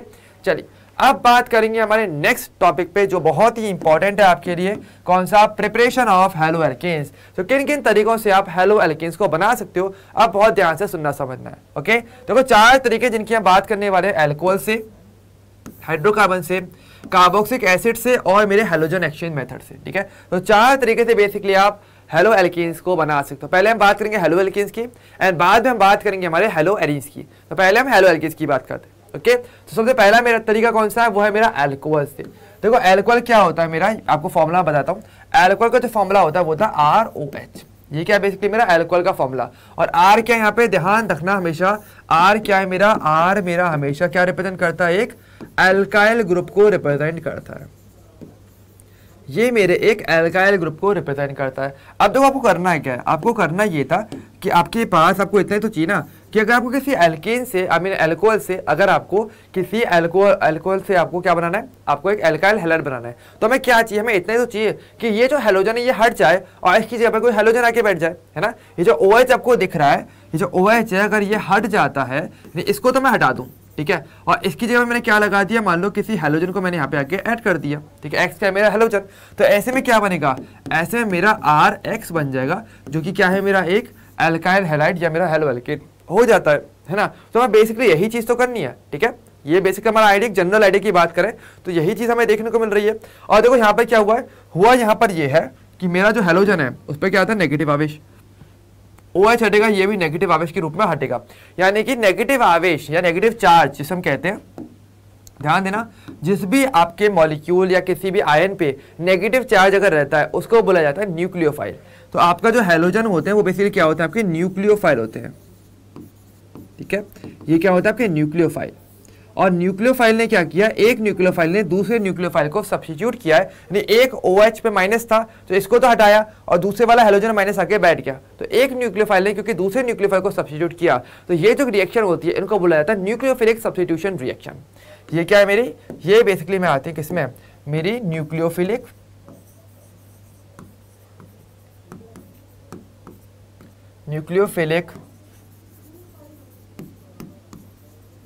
सब्स्टिट्यूशन रिएक्शन, ठीक है, ध्यान रखना। ये जो कैटेगरी है, ये जो हमारी टाइप ऑफ रिएक्शन हुई है, ये मेरी न्यूक्लियोफिलिक सब्स्टिट्यूशन रिएक्शन में काउंट की जाती है। तो ध्यान रखना, बातें बहुत सारी हैं इसके अंदर ही, लेकिन आपको बहुत एक चीज को ध्यान से सुनना समझना, हर एक लॉजिक समझना। न्यूक्लियोफिलिक क्यों बोला, क्योंकि देखो हैलोजन पे माइनस चार्ज होता है, जिस पे माइनस होता है ना उसको न्यूक्लियोफाइल बोला जाता है, और जिस पे प्लस होता है उसको इलेक्ट्रोफाइल कहते हैं। तो दोनों ही वर्ड्स आपको ध्यान रखते हैं, ओके। इसमें माइनस था तो ये न्यूक्लियोफाइल, एक न्यूक्लियोफाइल ने दूसरे न्यूक्लियोफाइल को सब्स्टिट्यूट किया, इसलिए इस रिएक्शन की कैटेगरी को बोला जाता है न्यूक्लियोफिलिक सब्स्टिट्यूशन रिएक्शन, जो कि आपके अल्कोहल शो करते हैं, ठीक है। और यही सेम रिएक्शन मेरे अल्काइल हैलाइड भी आगे जाके शो करेंगे, तो हम आगे देखेंगे इनकी रिएक्शंस में, तो हम इनकी बात और डिटेल में भी करने वाले आगे जाके, ओके। चलिए अब थोड़ा सा देखो, एक एग्जांपल से देख लेते हैं एक ही बार में कि कौन कौन सी रिएक्शंस मेनली हमें पढ़नी है और हमारे लिए इंपॉर्टेंट है। तो देखो ध्यान दो, जैसे कि देखो आप एग्जांपल देख सकते हो, जैसे कि क्या है, जैसे अल्कोहल है, अल्कोहल रिएक्शन में किससे करा है, हमने करा भी HCl से in the presence of ZnCl2, ठीक है। ZnCl2 क्या है मेरा, ये मेरा बेसिकली कैटलिस्ट का वर्क यहाँ पे कर रहा है, ओके। तो देखो हुआ क्या है यहाँ पे, हुआ यहाँ पर यह है कि जो अल्कोहल की रिएक्शन जब HCl से हुई तो क्या होता है, होता ये है कि ये जो OH है ना ये तो मेरा हट जाता है, और ये जो क्लोरीन है ये इसकी जगह पर आकर के बैठ गया, ठीक है, क्या बन गया मेरा RCl बन गया, और जो OH था वो हाइड्रोजन को लेकर के H2O अलग बना लेगा, तो ऐसे में क्या बना मेरा अल्काइल हैलाइड तो बन गया ना। तो यानी ये क्या है मेरा एक अल्काइल बनाने का प्रोसेस, जिसमें एक न्यूक्लियोफाइल ने दूसरे को सब्स्टिट्यूट किया, इसलिए इसको क्या बोलते हैं, इसलिए हम इसे बोलते हैं न्यूक्लियोफिलिक सब्स्टिट्यूशन रिएक्शन, ओके। तो ये चीज आपकी यहाँ पर आती है, क्या सभी को। तो रिएक्शन बहुत ही सिंपल है, बस OH हटाना है और उसकी जगह पर सही हैलोजन को लगाना है, ओके। अच्छा एक बार ध्यान रखना, एक बहुत इंपॉर्टेंट टॉपिक जो मैं आपको यहाँ पे अभी बता देता हूँ, अभी की अभी ध्यान रखना, इंपॉर्टेंट स्टार मार्क जो पहली रिएक्शन में था, ध्यान रखना, हर रिएक्शन की कुछ खास बात भी हो सकती है, तो वो मैं आपको बताते हुए चलूंगा।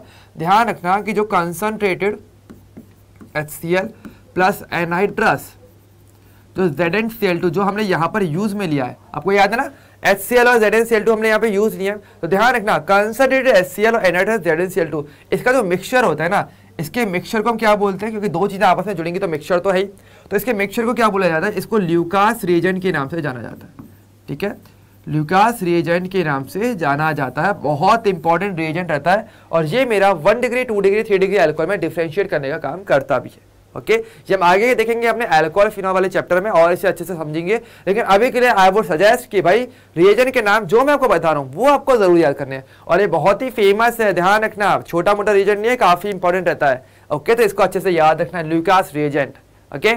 अच्छा नेक्स्ट सेशन क्या है मेरी, नेक्स्ट सेशन मेरी बहुत ही सिंपल है। देखो यहाँ पर क्या होने वाला है कि मेरे पास अल्कोहल था, रिएक्शन करवा रहे हो NaBr और H2SO4 से, ठीक है। तो रिएक्शन में क्या होगा, रिएक्शन बहुत ही सिंपल होगी कि देखो ब्रोमीन तो क्या करेगा, यहाँ पे सीधा सीधा OH को हटाएगा, ये तो अपना काम करके अपना RBr को अलग कर लेगा, ओके।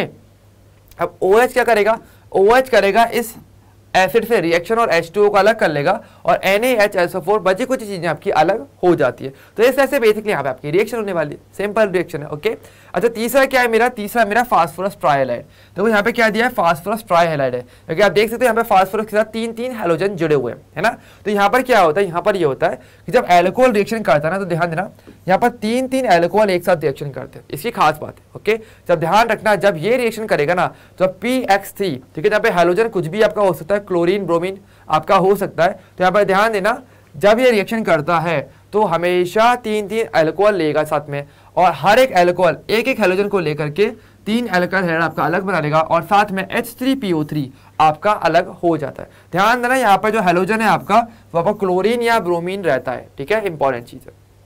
ओके, यहाँ पे फ्लोरीन या आयोडीन नहीं आता है, ठीक है, ध्यान रखना है। अच्छा नेक्स्ट क्या है मेरा PCl5, स्पेशली PCl5 के साथ यहाँ पर क्या है, देखो सिंपल रिएक्शन होगी, एक ही OH होगा ROH, और यहाँ पर ये मत करना कि देखो यहाँ पर 3 हैलोजन थे तो 3 यहाँ पे अल्कोहल ले लिया, यहाँ पे 5 है तो 5 लो, नहीं ये नहीं करना। यहाँ पर 3 हैलोजन थे PCl3 के पास या PX3 के पास, तो ऐसे में हमने 3 अल्कोहल लिए थे, हर एक के लिए एक अल्कोहल, ठीक है। लेकिन PCl5 में ऐसा नहीं करते, आप एक ही अल्कोहल लेते हो, ठीक है। और जब ऐसा होगा तो रिएक्शन में क्या बनता है, देखो एक क्लोरीन तो एक OH को लेकर के अलग हो जाता है, और साथ में POCl3 और HCl आपका अलग हो जाता है, ठीक है। इसको देखो आप चाहो तो सीधे सीधे डायग्राम से मैं आपको समझा सकता हूँ, एक ही बार में समझ लो।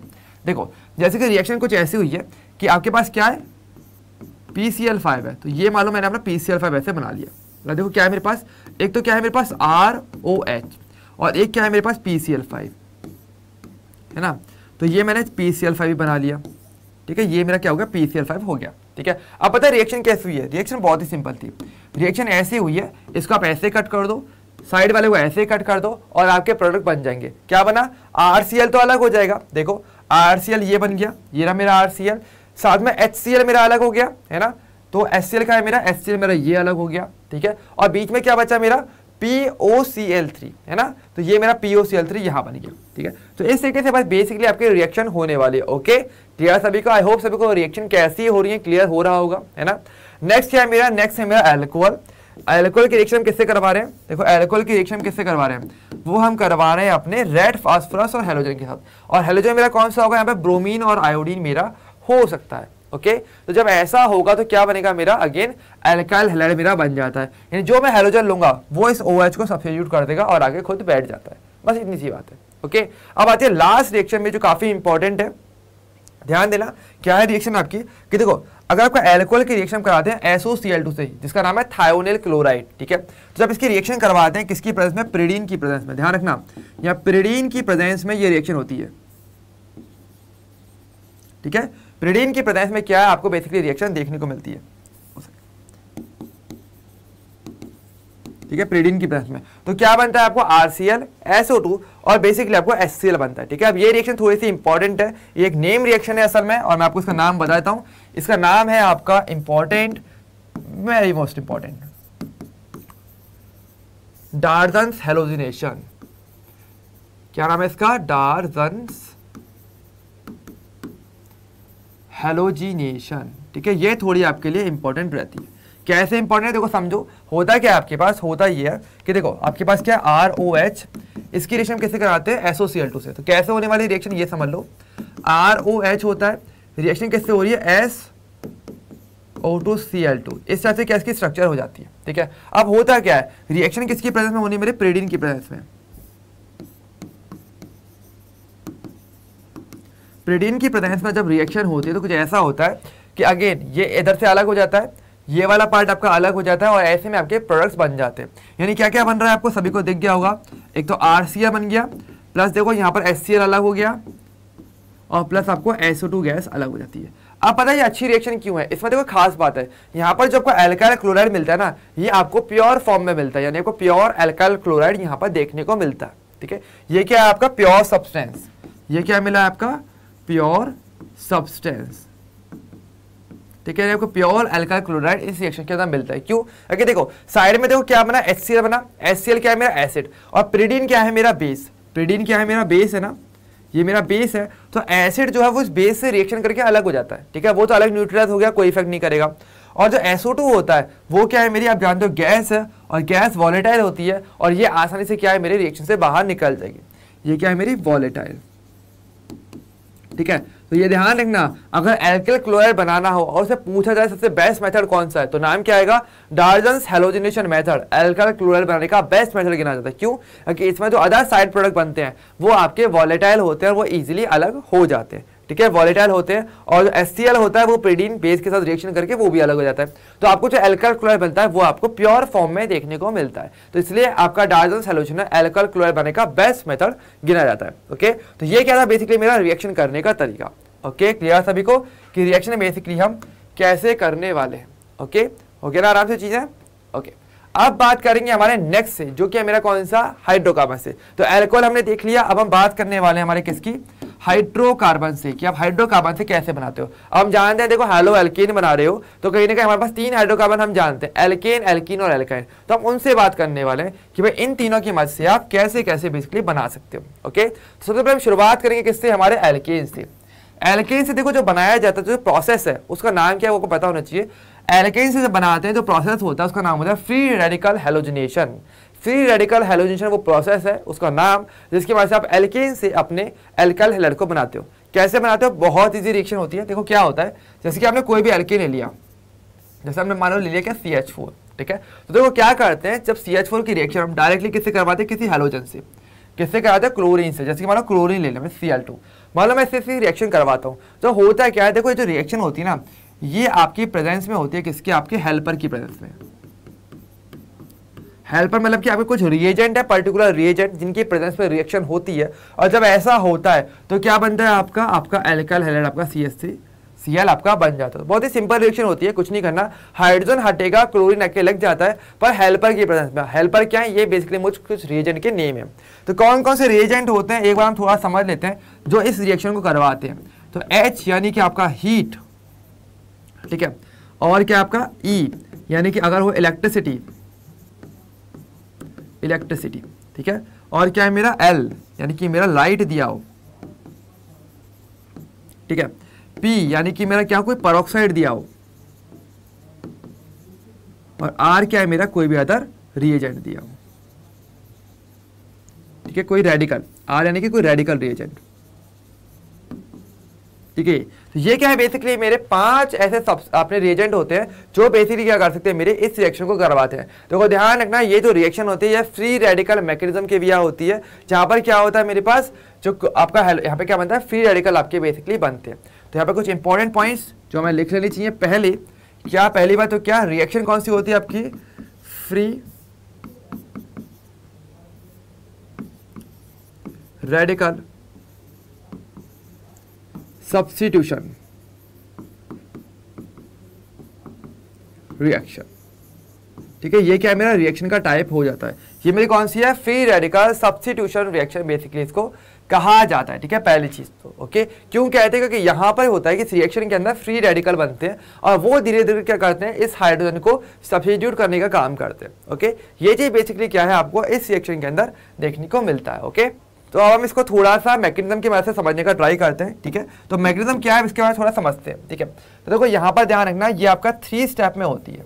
ठीक है, 3 स्टेप प्रोसेस बेसिकली आपका ये रहता है। कैसा, पहला स्टेप कौन सा होता है, वो होता है आपका चेन इनिशिएशन स्टेप, यानी कि पहला कौन सा है आपका, चेन इनिशिएशन स्टेप। यहाँ पर क्या होता है, यहाँ पर होता ही है कि जैसे आपका जो हैलोजन है, जैसे क्लोरीन है ना, वो क्या करता है, वो असल में जैसे ही आप इनमें से इस हेल्पर के अंदर में से कोई भी चीज़ अगर आप यूज़ करते हो तो ये क्लोरीन अपने पहले फ्री रेडिकल में कन्वर्ट होता है। कैसे, जैसे कि मान लो मैं लेता हूँ लाइट, और लाइट के लिए आप जानते हो HNO से जिसको आप रिप्रेजेंट करते हो। HNO क्या बेसिकली रिप्रेजेंट कर रहा है मेरे लाइट को। ठीक है, जब लाइट की जब रिएक्शन करवाई जाती है तो क्या होता है, क्लोरीन पहले टूटता है। कैसे, 2 क्लोरीन का फ्री रेडिकल बनाता है। ये इस शब्द क्या बनाता है, क्लोरीन का पहले ये फ्री रेडिकल बनाता है। फर्स्ट स्टेप में ये होता है। फिर सेकंड स्टेप क्या होता है आपका, वो होता है आपका चेन प्रोपोगेशन स्टेप।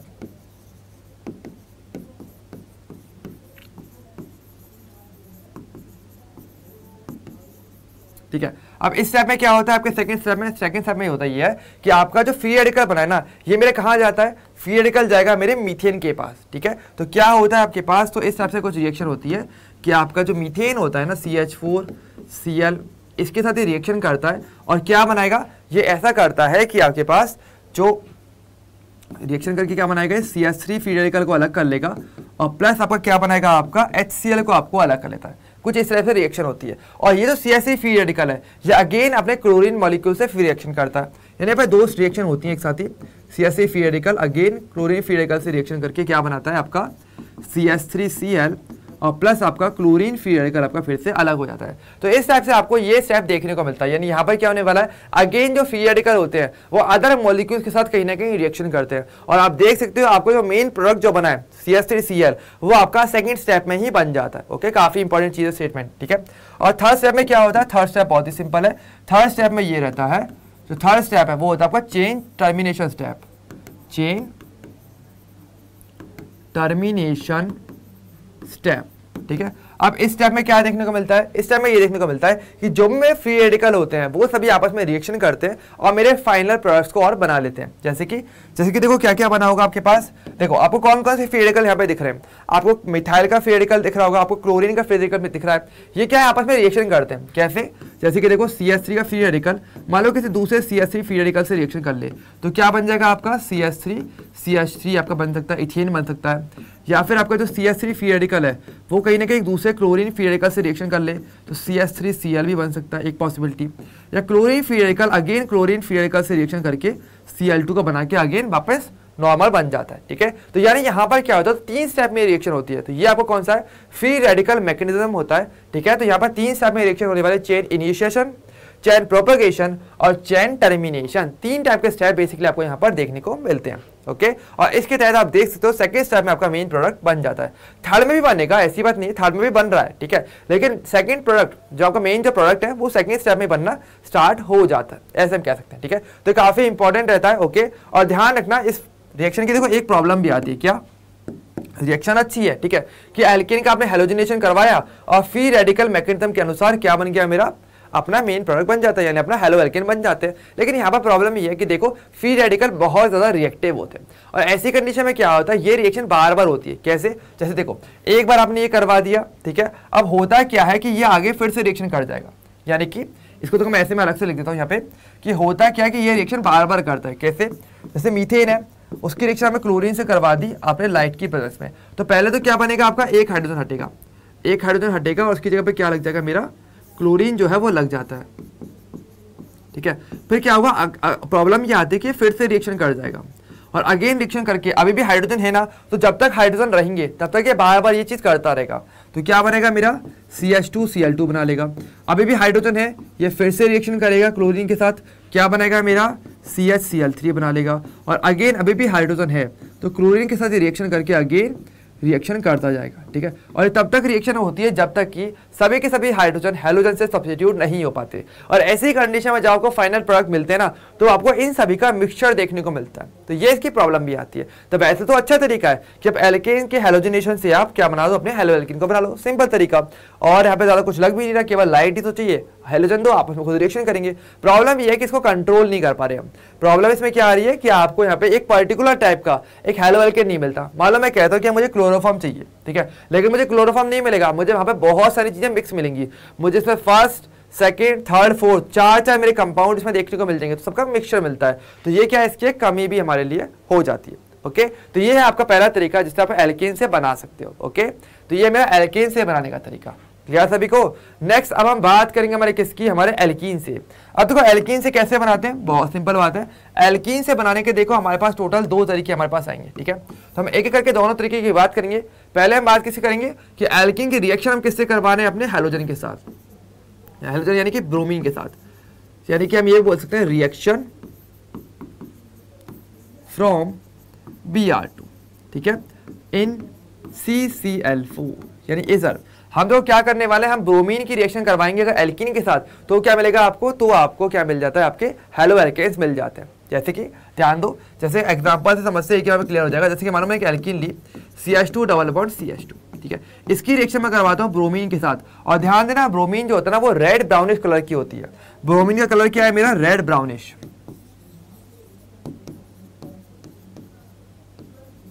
ठीक है, इसका रेड ब्राउनिश कलर हमें देखने को मिलता है। देखो होता है क्या, जब ब्रोमीन की रिएक्शन एल्कीन से कराते हैं कि CCl4 की प्रेजेंस में, CCl4 क्या है मेरा बेसिकली इस रिएक्शन के लिए सॉल्वेंट का काम बेसिकली कर रहा है, ठीक है। अभी सॉल्यूट सॉल्वेंट सभी को पता ही है ना। तो देखो CCl4 क्या कर रहा है मेरा यहाँ पे सॉल्वेंट, ये मेरा सॉल्वेंट का वर्क कर रहा है, ये मीडियम दे रहा है मुझे इस रिएक्शन को करवाने के लिए। तो ऐसे में क्या होगा, जब ब्रोमीन से रिएक्शन करेगी तो क्या होने वाला, बहुत ही सिंपल होता है कि देखो यहाँ पर जो पाई बॉन्ड है ये तो टूट जाता है, और जो ब्रोमीन है ये हर एक दोनों ब्रोमीन एक एक कार्बन से आकर जुड़ जाएगी। तो क्या बनेगा आपका बन जाएगा CH2, और इनका एक एक बॉन्ड हमने तोड़ दिया, और क्या बनेगा यहाँ पे ब्रोमीन और यहाँ पर ब्रोमीन।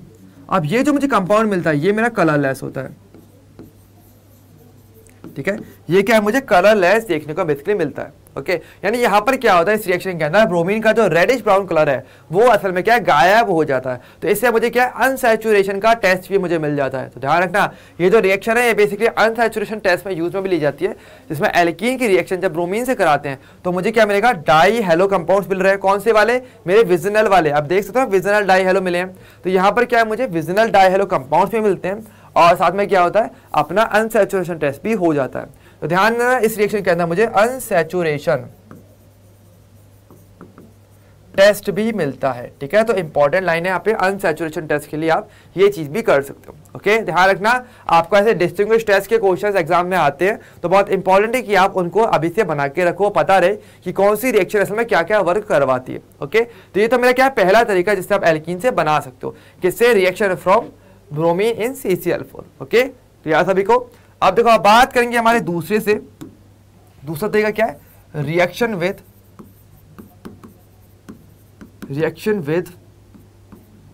HX यानी कि अपने हाइड्रोजन हैलाइड्स, ठीक है, जिसको आप हैलोजन एसिड ही बोलते हो, उनसे हम बात करने वाले हैं, यानी कि HCl, HBr, हम इनकी बात करने वाले हैं, ठीक है। अब देखो इसको स्टार्ट करने से पहले मैं आपको एक चीज बता देता हूँ, बहुत ही इंपॉर्टेंट, ओके। ध्यान देना कि आपको जो एल्कीन होता है ना, देखो ध्यान दो, एक छोटी सी बात जो आपको ध्यान रखनी है, यहाँ पे हम कर देते हैं। रिएक्शन बहुत ही ईजी है, बस आपको थोड़ी सी बात ध्यान रखनी है। क्या, देखो आपके जो एल्कीन होते हैं ना, वो मैं दो कैटेगरी में बांट सकता हूँ, ठीक है। एक तो होते हैं आपके सिमेट्रिकल, और एक होते हैं आपके अनसिमेट्रिकल, ठीक है। सिमेट्रिकल यानी कि ऐसे एल्कीन जिनसे जो ग्रुप जुड़े हुए हैं वो एक जैसे हो, जैसे कि मान लो मैं बात करता हूँ आपका CH, double bond CH, CH3 और CH3। देखो जैसे आप इस एल्कीन की बात करो, ये मेरा एक सिमेट्रिकल एल्कीन कहना जाएगा। क्यों? क्योंकि देखो डबल बॉन्ड के दोनों तरफ जो ग्रुप जुड़े हुए हैं वो एक जैसे होने चाहिए, बिल्कुल एक जैसे, तो उसको मैं कहता हूँ एक सिमेट्रिकल एल्कीन, ठीक है। तो जो ग्रुप्स हैं जो जुड़े हुए हैं वो बिल्कुल एक जैसे होने चाहिए, तो वो आपकी सिमेट्रिकल एल्कीन कही जाती है, ओके। लेकिन मान लो अगर ये ऐसा ना हो, ठीक है, यानी क्या हो आपके पास CH3 CH double bond CH2, मान लो ये चीज दिया हुआ है, ठीक है। तो अब देखो एक तरफ तो देखो आपकी तरफ CH से ग्रुप जुड़ा हुआ है, लेकिन दूसरी तरफ कुछ भी नहीं है। यहाँ पर तो है लेकिन यहाँ पर कुछ भी नहीं है, तो ये क्या आपके, ये आपकी एक अनसिमेट्रिकल एल्कीन कही जाती है। तो ध्यान रखना सिमेट्रिकल और अनसिमेट्रिकल कब आने वाला है, ध्यान रखना बहुत इंपॉर्टेंट। डबल बॉन्ड के दोनों साइड जो ग्रुप है अगर वो एक जैसे जुड़े हुए हैं, पूरे एक जैसे, तो हम कहेंगे कि वो मेरी सिमेट्रिकल है, अदरवाइज वो क्या होगी, मेरी अनसिमेट्रिकल में काउंट की जाती है, ओके। बस एक छोटी सी इन्फो आपको जरूर पता रखनी है, क्योंकि इसका यूज अभी हम करने वाले काफी अच्छे तरीके से। तो देखो क्या होता है, देखो रिएक्शन बहुत ही सिंपल है। जैसे कि मान लो मैं किसी एल्कीन को लेता हूँ, ठीक है, जैसे मैंने क्या ले लिया, CH2 डबल बॉन्ड CH2 मान लो मैंने ले लिया, ठीक है, और इसकी रिएक्शन मैं किससे करवाता हूँ, अगर मैं सिंपली मान लो किसी HBr जैसे करवा रहा हूँ, है ना, तो क्या होता है, रिएक्शन बहुत ही सिंपल होती है। रिएक्शन बस इतना होता है कि देखो वही वाली बात है, डबल बॉन्ड है ना, तो डबल बॉन्ड अगर आपके पास रहेगा तो ये बॉन्ड क्या टूट जाएगा, ठीक है। डबल बॉन्ड टूट जाएगा तो क्या होगा, कार्बन पे एक एक वैलेंसी खाली हो जाएगी, तो एक पे तो क्या जुड़ जाएगा मेरा हाइड्रोजन, और एक पे मेरा जो ब्रोमीन है आकर के जुड़ जाएगा, तो क्या बनेगा मेरा CH2, एक पे हाइड्रोजन एक पे ब्रोमीन, आप सिंपली जोड़ दोगे।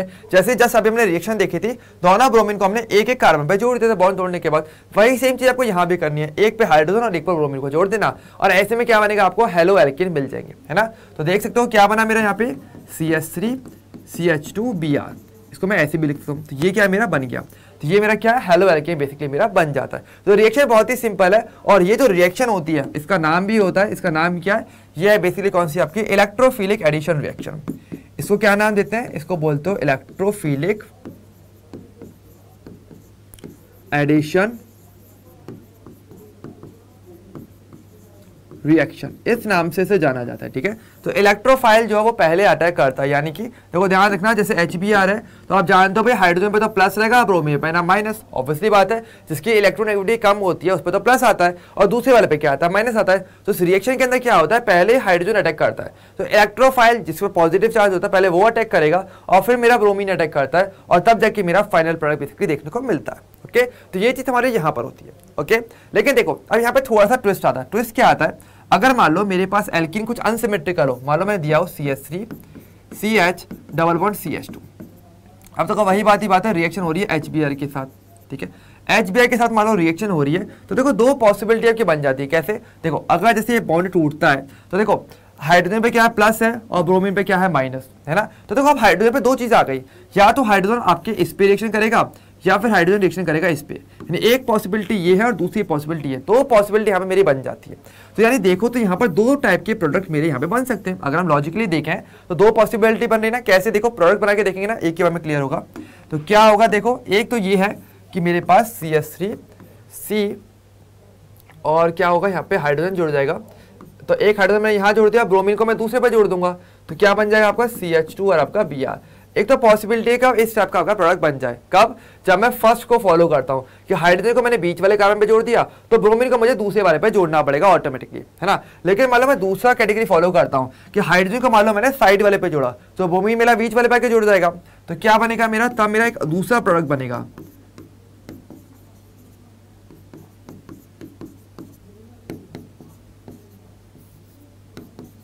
ठीक है, ये तो यानी अगर देखो तो इस तरीके से आप देख सकते हो आपको दो अलग अलग टाइप के प्रोडक्ट देखने को मिलते हैं। ठीक है, यानी कि कभी भी अनसिमेट्रिकल एल्कीन आ जाए ना और ऐसे में अगर आप एडिशन करवाने वाले हो तो आपको दो अलग अलग टाइप के प्रोडक्ट बेसिकली देखने को मिलते हैं। और यहाँ पर पूछा जाता है कि भाई मेजर कौन सा बनेगा। अब देखो दो वर्ड आपके पास आने वाले हैं, मेजर और माइनर।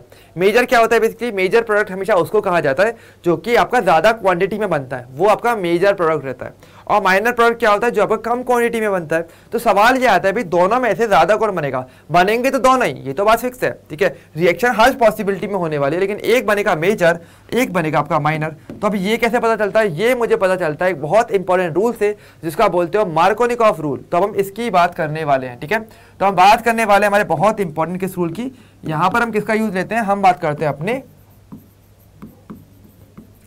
मार्कोनिकॉफ रूल की। ठीक है, आप देखो मार्कोनिकॉफ रूल क्या होता है, अब हम इसकी बात करने वाले हैं। देखो मार्कोनिकॉफ रूल ये बोलता है कि कभी भी अगर आपके पास कोई अनसिमेट्रिकल एल्कीन आ जाए और ऐसे में मान लो आप किसी भी पोलर कंपाउंड जैसे कि H और Br, अगर बोले एक में पॉजिटिव एक में नेगेटिव, इसकी रिएक्शन अगर आप कभी भी करवाते हो तो ऐसे में पॉजिटिव पार्ट हमेशा वहां जुड़ेगा जहां पर हाइड्रोजन पहले से ज्यादा होते हैं। ठीक है, यानी ये बोलता है कि पॉजिटिव पार्ट कहाँ जुड़ता है, ये बोलेगा क्या, मार्कोनिकॉफ रूल ये बोलता है कि पॉजिटिव पार्ट कहाँ जोड़ना है आपके पास, जहां हाइड्रोजन मोर, जहां ज्यादा हो, यानी कि मोर हाइड्रोजन। बस इतनी सी बात है। ओके, डबल बॉन्ड पे ध्यान रखना, डबल बॉन्ड पे जोड़ना है, लेकिन जहां पर हाइड्रोजन ज्यादा होने चाहिए। अब देखो हाइड्रोजन कहां पे जाता है, आपका हाइड्रोजन जाता है आपके यहाँ पे सेकंड वाली पोजीशन पे। तो अगर हाइड्रोजन तो हमारा कहां जुड़ना चाहिए अकॉर्डिंग टू मार्कोनिकॉफ, यहाँ पे, और ब्रोमीन मेरा दूसरे वाले पे आकर के जुड़ना चाहिए। ओके, तो यानी कि बात करेंगे तो ऐसी कंडीशन में मेरा मेजर प्रोडक्ट कौन सा बनेगा, मेरा जो मार्कोनिकॉफ रूल बोलता है, यानी कि जो सेकंड वाला है ये क्या है मेरा मेजर प्रोडक्ट, ये बनेगा मेजर, और दूसरा वाला भी बनेगा पर वो मेरा माइनर बनेगा। ओके, तो ये क्या है हमारा बेसिकली रूल बोलता है। तो ध्यान रखना मार्कोनिकॉफ रूल के अकॉर्डिंग कभी भी अनसिमेट्रिकल एल्कीन आ जाए और आप ऐसे अगर एडिशन करवाने वाले हो एक प्लस और माइनस चार्ज स्पीसीज का, तो ऐसे में क्या होता है, प्लस वाला वहां जाता है जहां पर हाइड्रोजन ज्यादा होता है। बस इतना सा रूल है हमारे लिए मार्कोनिकॉफ का रूल। ओके, क्लियर सभी को। तो ये बेसिकली क्या है, मेरा मार्कोनिकॉफ का रूल रह जाता है। क्लियर, तो आपको इस चीज का थोड़ा ध्यान रखना पड़ेगा कि आपकी जो एल्कीन है वो आपके सिमेट्रिकल है कि आपकी अनसिमेट्रिकल है। ओके, तो ध्यान देना, क्योंकि जैसे अगर सिमेट्रिकल हो गई तब तो कोई फर्क नहीं पड़ता। जैसे कि ये क्या आपकी सिमेट्रिकल एल्कीन का एग्जांपल हो सकता है आराम से, है ना। तो यहाँ पर क्या हुआ, इसके दोनों साइड सेम ग्रुप है, यानी कोई ग्रुप नहीं है, मतलब ऑटोमेटिकली क्या है, सिमेट्रिकल है। तो सिमेट्रिकल में तो कोई फर्क नहीं पड़ता। लेकिन अगर आपके पास है अनसिमेट्रिकल एल्कीन, तो ऐसे केस में आपको देखना पड़ेगा कि आपका हाइड्रोजन या पॉजिटिव पार्ट किधर जाएगा और नेगेटिव पार्ट किधर आके ऐड करेगा, किसके अकॉर्डिंग, मार्कोनिकॉफ रूल के अकॉर्डिंग। ओके, तो ये चीज यहां पर आती है आपके लिए काफी ज्यादा इंपॉर्टेंट। अब देखो यहाँ पे एक बात और करेंगे, छोटी सी कंडीशन जो आपको जरूर ध्यान रखनी है, क्या, एक स्पेशल केस। अब हम बात करने वाले हैं एक थोड़े से स्पेशल केस की। ये क्या होता है, देखो ध्यान दो, अगर जैसे कोई भी एल्कीन है CH3 CH double bond CH2। और मैं बात कर रहा हूँ किसी एक अनसिमेट्रिकल एल्कीन की। देखो ध्यान रखना, सिमेट्रिकल में कोई प्रॉब्लम नहीं आती, प्रॉब्लम आती है अनसिमेट्रिकल केस में। अगर मान लो कोई अनसिमेट्रिकल एल्कीन हो और उसकी रिएक्शन मैं किससे करवा रहा हूँ, इसकी रिएक्शन में करवा रहा हूँ किसके साथ, अपने HBr के साथ। HBr हो और साथ में क्या हो, कोई भी पेरोक्साइड। ध्यान रखना, बहुत स्पेशल कंडीशन है, कोई भी पेरोक्साइड आपको दिया हो, उस पेरोक्साइड की प्रेजेंस में अगर आप HBr की रिएक्शन करवाते हो किसी भी आपके एल्कीन के साथ, ध्यान है ये दो कंडीशन बहुत इंपॉर्टेंट है, HBr का होना और पेरोक्साइड का होना। ये दो चीज़ अगर कभी भी आ जाए और ऐसी कंडीशन में जब रिएक्शन होती है तो देखो यहाँ पर क्या होता है, नॉर्मली मार्कोनिकॉफ रूल के अकॉर्डिंग क्या बोलते हैं, हाइड्रोजन पे देखो क्या है पॉजिटिव चार्ज और ब्रोमीन पे क्या है नेगेटिव। अब ये कहते हैं मार्कोनिकॉफ के रूल के अकॉर्डिंग, जो हमने देखा था कि हाइड्रोजन कहाँ जाता है जहाँ हाइड्रोजन पहले से ज्यादा है, यानी आपके फर्स्ट वाले पे यहाँ पे, और ब्रोमीन को आप इस सेकंड वाले कार्बन पे जोड़ देते। लेकिन यहाँ पर क्या होता है, जस्ट अपोजिट सिनेरियो देखने को मिलता है, यानी हाइड्रोजन तो वहाँ जाता है जहाँ पे हाइड्रोजन पहले से कम है और ब्रोमीन वहाँ जाता है जहाँ पर हाइड्रोजन पहले से ज्यादा है, यानी जस्ट अपोजिट प्रोडक्ट आपको देखने को मिलता। तो क्या बनता है यहाँ पर आपका, यहाँ पर बनता है आपका CH3 CH2 और CH2 और आपका Br। इस टाइप से आपका प्रोडक्ट देखने को मिलता है, यानी मार्कोनिकॉफ रूल के अकॉर्डिंग एक अपोजिट प्रोडक्ट आपको देखने को मिलता है। और इसको आप बोलते क्या हो, इसको आप बोलते हो अपना कौन सा रूल, ये होता है मेरे एंटी मार्कोनिकॉफ रूल, जिसको आप खराश इफेक्ट के नाम से भी जानते हो, खराश इफेक्ट भी जिसको कहते हैं, ठीक है। या जिसका एक नाम और भी होता है क्या, पेरोक्साइड इफेक्ट, जिसको आप पेरोक्साइड इफेक्ट के नेम से भी जानते हो, ठीक है। तो तीन नाम है आपके लिए इस इफेक्ट को समझाने के लिए, इस फिनोमेना को समझाने के लिए। कौन सा, एंटी मार्कोनिकॉफ के अकॉर्डिंग, क्योंकि हमें प्रोडक्ट मिला है इसको एंटी मार्कोनिकॉफ प्रोडक्ट बोलते हैं। खराश इफेक्ट जो साइंटिस्ट है उनके नाम पर है, और इसके अलावा पेरोक्साइड इफेक्ट क्यों, क्योंकि ये पेरोक्साइड की प्रेजेंस में ये इफेक्ट देखने को मिलता है। तो ध्यान रखना, बहुत इंपॉर्टेंट एक्सेप्शनल केस जो आपके एग्जाम में बहुत पूछा जाता है, स्पेशली कॉम्पिटेटिव एग्जाम्स के अंदर बहुत पूछा गया है चीज कि देखो ध्यान देना, स्पेशल केस कब होता है, आपके पास क्या होनी चाहिए, आपके पास क्या होगी, एक अनसिमेट्रिकल एल्कीन। क्या होगा आपके पास, अनसिमेट्रिकल एल्कीन। एक चीज तो ये होगी नंबर एक। दूसरा आपके पास HBr ही होना चाहिए, ध्यान रखना HBr ही होना चाहिए। यानी अगर ये बोलो कि HF हो जाए या HCl हो जाए या HI हो जाए तो इनके साथ ध्यान देना ये रिएक्शन वर्क नहीं करती। अगर इनमें से कोई आ जाए, HBr की जगह कुछ भी आ जाए, तो आप मार्कोनिकॉफ रूल ही हमेशा अप्लाई करोगे, ठीक है, ध्यान रखना। लेकिन सिर्फ इस एक कंडीशन के अंदर आप एंटी मार्कोनिकॉफ का रूल अप्लाई करते हो, यानी कि अपोजिट प्रोडक्ट को बनाते हो। और ध्यान रखना, तीसरी इंपॉर्टेंट कंडीशन क्या है इसके लिए, पेरोक्साइड होना चाहिए, पेरोक्साइड होना ही चाहिए। जैसे एग्जांपल में H2O2, ये क्या एक पेरोक्साइड हो जाता है, ठीक है, H2O2 क्या, हाइड्रोजन पेरोक्साइड। तो ध्यान रखना, इन तीनों में से तीनों ही चीजें फॉलो होनी चाहिए। अगर इनमें से कोई भी फॉलो नहीं होता तो आप अपना नॉर्मली मार्कोनिकॉफ रूल बनाओगे, अदरवाइज अपना एंटी मार्कोनिकॉफ रूल इस एक स्पेशल कंडीशन बनोगे। कब, अनसिमेट्रिकल एल्कीन, HBr और साथ में पेरोक्साइड हो, ये दोनों कॉम्बिनेशन होने चाहिए एक साथ ही, तभी क्या बनता है मेरा एंटी मार्कोनिकॉफ रूल बनता है, या उसके अकॉर्डिंग प्रोडक्ट मेरा बनता है। अदरवाइज आप हमेशा कभी भी एडिशन करवाने वाले किसी एल्कीन पर जिसपे एक पॉजिटिव और नेगेटिव पार्ट हो जाए, तो ऐसे में आप हमेशा मार्कोनिकॉफ रूल लगाओगे। लेकिन इस एक कंडीशन में आप मार्कोनिकॉफ ना लगा के एंटी मार्कोनिकॉफ लगा दो, तो बहुत इंपॉर्टेंट रहता है आपके लिए anti Markovnikov rule special case के अंदर जो आता है आपके लिए। ओके, क्लियर सभी को। चलिए अब बात करेंगे हमारे नेक्स्ट से, जिससे हम अपने हेलो एल्कीन को बना सकते हैं, वो है मेरा कौन सा, एल्काइन से। अब एल्काइन से कैसे बनाते हैं, बहुत सिंपल तरीका, जैसे मैं एल्कीन से बना रहा हूँ वही चीजों का यूज करके मैं एल्काइन से भी बना सकता हूँ। जैसे कि आराम से देखते हैं एक ही बार में दोनों केसेस, जैसे क्या, halogen reaction with halogen, reaction with halogen, ठीक है। तो क्या होने वाला है, जैसे कि देखो आप जानते हो एल्काइन में क्या होता है, एल्काइन में बस यही तो रहता है ना कि एक कार्बन के पास क्या ट्रिपल बॉन्ड होता है, सिंपल चीज है। इसकी रिएक्शन मालूम है, जैसे ब्रोमीन से करवाता हूँ, ठीक है, ब्रोमीन से तो क्या बनेगा मेरे पास, तो ब्रोमीन से रिएक्शन करवाएंगे तो क्या बनेगा, सिंपल चीज है, अगर पाई बॉन्ड टूटेगा तो एक ब्रोमीन जोड़ता है ना, एक पाई बॉन्ड मैंने जोड़ दिया तो क्या जुड़ेगा, एक ब्रोमीन एक पे और दूसरा ब्रोमीन दूसरे पे, आप जोड़ दोगे क्योंकि कार्बन पे दो वैलेंस ही बन जाएंगी। क्या बन जाएगा, CH2 और Br, आई मीन CH और डबल बॉन्ड CH और आपका Br। लेकिन देखो अभी भी इसके पास क्या है, पाई बॉन्ड है, मतलब और भी पॉसिबिलिटी है, तो यानी मैं चाहूँ तो इसकी रिएक्शन और आगे ब्रोमीन से करवा सकता हूँ। और ऐसे में क्या बनेगा, अगेन एक पाई बॉन्ड और टूट सकता है यहाँ पे, और पाई बॉन्ड अगर टूट जाएगा तो अगेन ब्रोमीन एक एक आके जुड़ सकता है। तो क्या बनेगा मेरे पास, अगेन CH Br CH, यहाँ ऊपर Br जोड़ दिए और नीचे भी हमने Br को जोड़ दिया। तो इस तरीके से क्या होगा, इस तरीके से आप अगेन क्या कर सकते हो, अपने 2 बार ब्रोमीन को जोड़ सकते हो और अपना क्या बन जाएगा, अपना मेन प्रोडक्ट आपका बन जाता है, यानी आपका फाइनली एक हेलो एल्केन्स आपके बन सकते हैं। पर यहाँ पर क्या बन रहा है, मेरा टेट्रा हेलो एल्केन्स, क्योंकि आप देख सकते हो 4 हेलोजन जुड़ गए ना, तो मेरा टेट्रा हेलो एल्केन्स यहाँ पर आपका बन सकता है। ओके, क्लियर सभी को?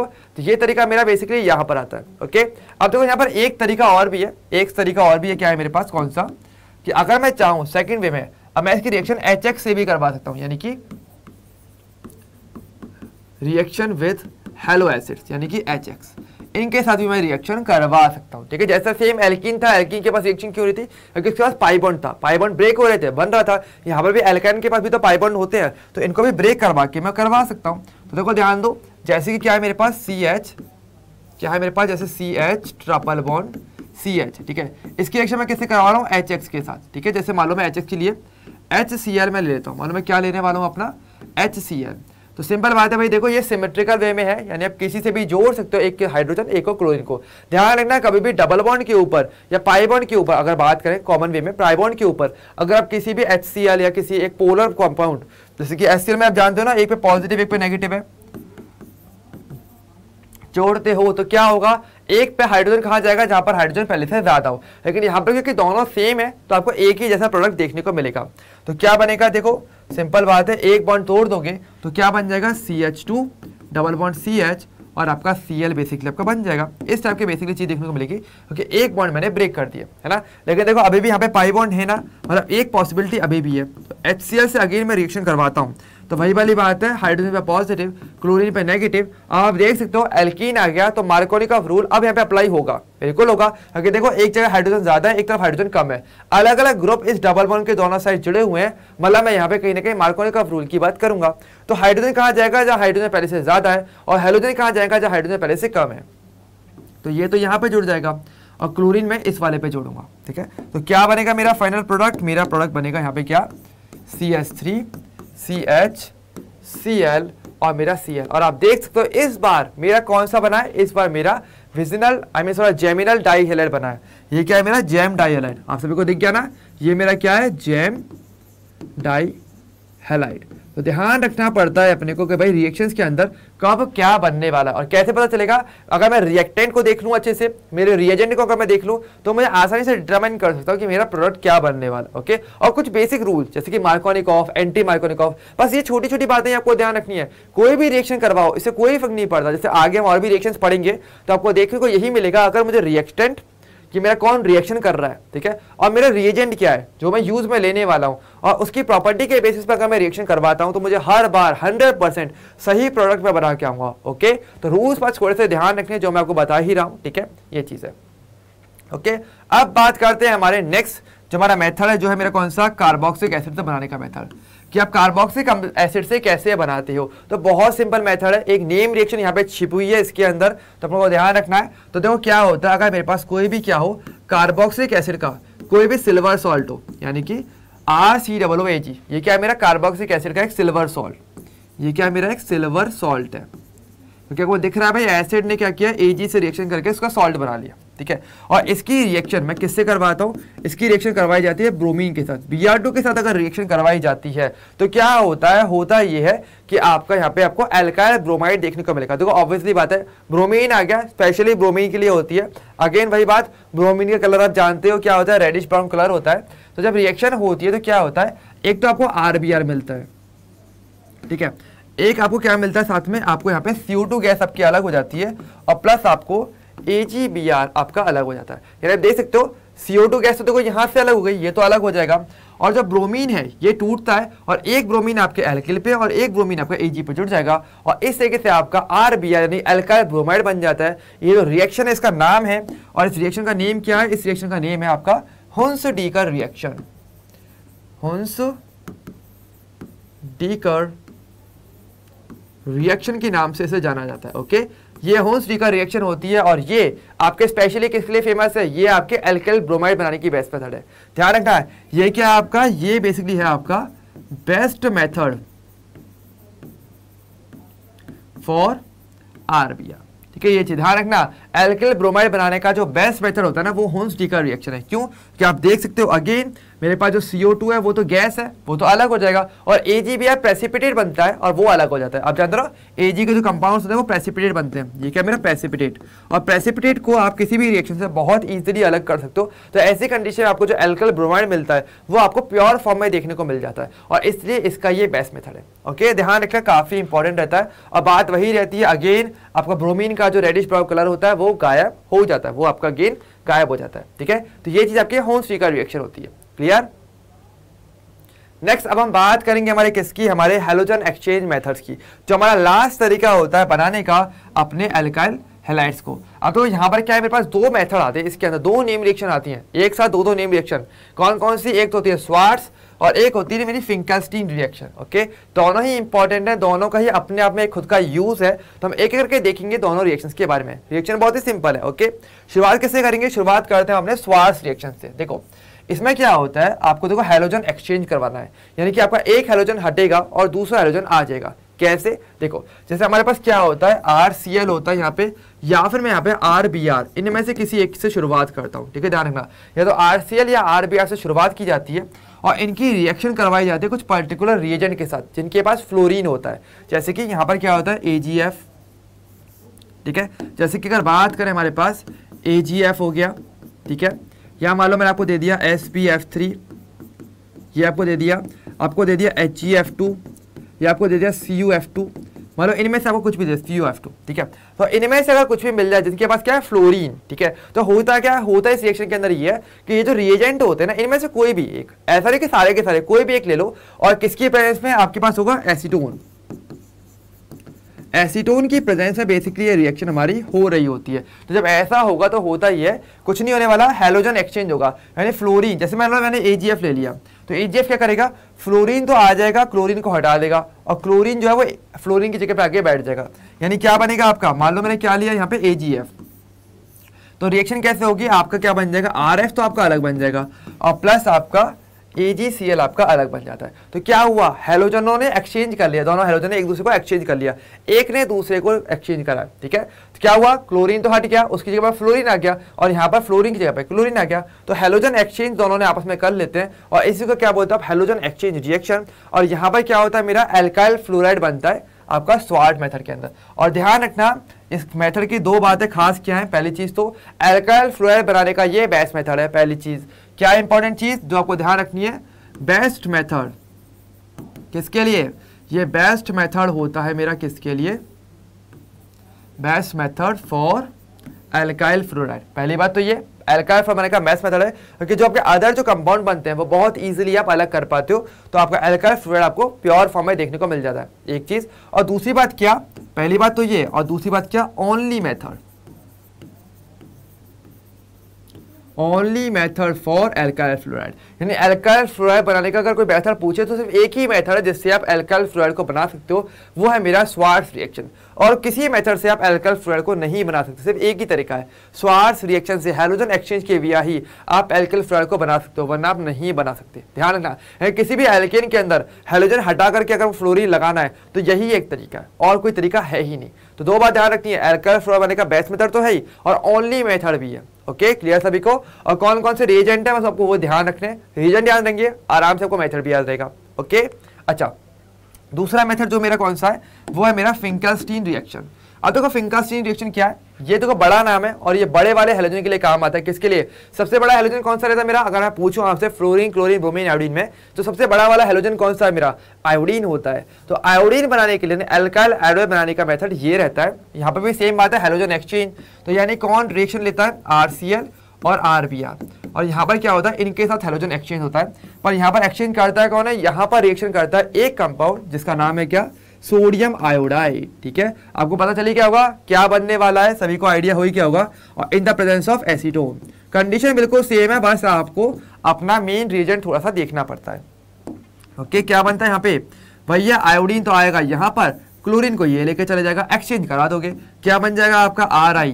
ओके, और प्लस आपका NaCl आपका अलग हो जाता है। तो इस तरीके से आप बात करें यहाँ पर इस मेथड के अंदर एल्काइल आयोडाइड बनाया जाता है। और वही सेम बात, एल्काइल आयोडाइड बनाने का बेस्ट मेथड है ये, यानी ये क्या है मेरा बेस्ट मेथड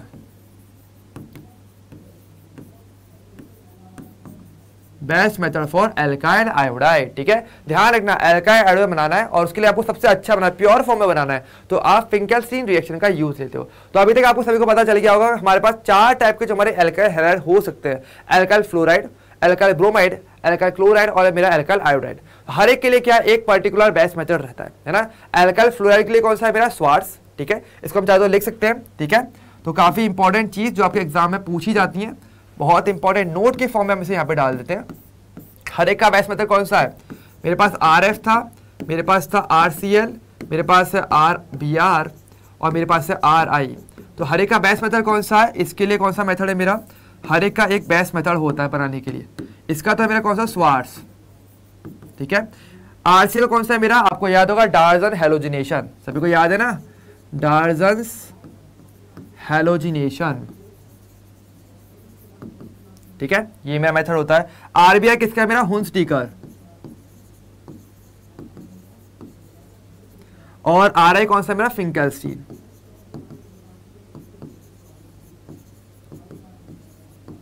ठीक है, ये तो हर एक के लिए एक बेस्ट मेथड है और हर एक का एक नेम रिएक्शन है। तो आपको ये चीज स्पेशली याद रखनी है, इस चैप्टर के अंदर बहुत इंपॉर्टेंट क्वेश्चन यहाँ से बहुत पूछा गया है, बेस्ट मेथड किसके लिए कौन सा है और क्यों है। तो मैंने आपको सब कुछ बताया कि भाई बेस्ट मेथड कौन सा है, किसका क्या नाम है, ओके।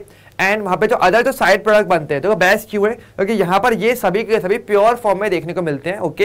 एंड जो अदर साइड प्रोडक्ट बनते हैं वो या तो वॉलेटाइल होते हैं या वो प्रेसिपिटेट होते हैं और वो आसानी से अलग हो सकते हैं। ठीक है, या फिर गैसेस बनती हैं वो आसानी से अलग हो जाती हैं। लेकिन अगर बात करेंगे जो मेन प्रोडक्ट है वो आपको ईजिली मिल जाता है, तो इसलिए ये इनका क्या है, बेस्ट मेथड देखने को मिलता है। क्लियर सभी को, ओके। चलिए अब हम करते हैं थोड़ा सा एक क्विज। क्विज क्या है मेरे पास, क्विज बहुत ईजी है। क्या बोला है हमें कि bromination of methane in the presence of sunlight, यानी मीथेन का अगर मैं ब्रोमिनेशन करवाता हूं सनलाइट की प्रेजेंस में तो वो मेरी किस टाइप की रिएक्शन में गिनी जाती है, nucleophilic, free radical substitution, electrophilic substitution या न्यूक्लियोफिलिक एडिशन। बहुत सिंपल है। तो आपको पता है भाई ये हमने कहाँ देखा था, जब हम एल्केन का हेलोजिनेशन जब हम करवा रहे थे तब हमने इसकी बात की थी और मैंने बताया था जब आपका हेलोजिनेशन होता है in the presence of sunlight तो आपके फ्री रेडिकल बेसिकली बनते हैं, है ना। तो कौन सा होता है आपका आंसर, फ्री रेडिकल सब्स्टिट्यूशन। ये क्या है मेरा इसका आंसर हो जाता है, ओके। क्लियर सभी को। तो ऐसे बेसिक क्वेश्चन आपके एग्जाम में पूछे जाते हैं और आपको पता होना चाहिए, ओके। और इसी के साथ बात करेंगे तो हमारा आज का सेशन कंप्लीट हो जाता है। सो थैंक यू एवरीवन, आज का सेशन कंप्लीट हो गया जिसमें आज हमने हेलो एल्केन शुरुआत किया था, जिसके अंदर आज हमने नेमिंग, क्लासिफिकेशन और प्रिपरेशन मेथड सारे देख लिए, ओके।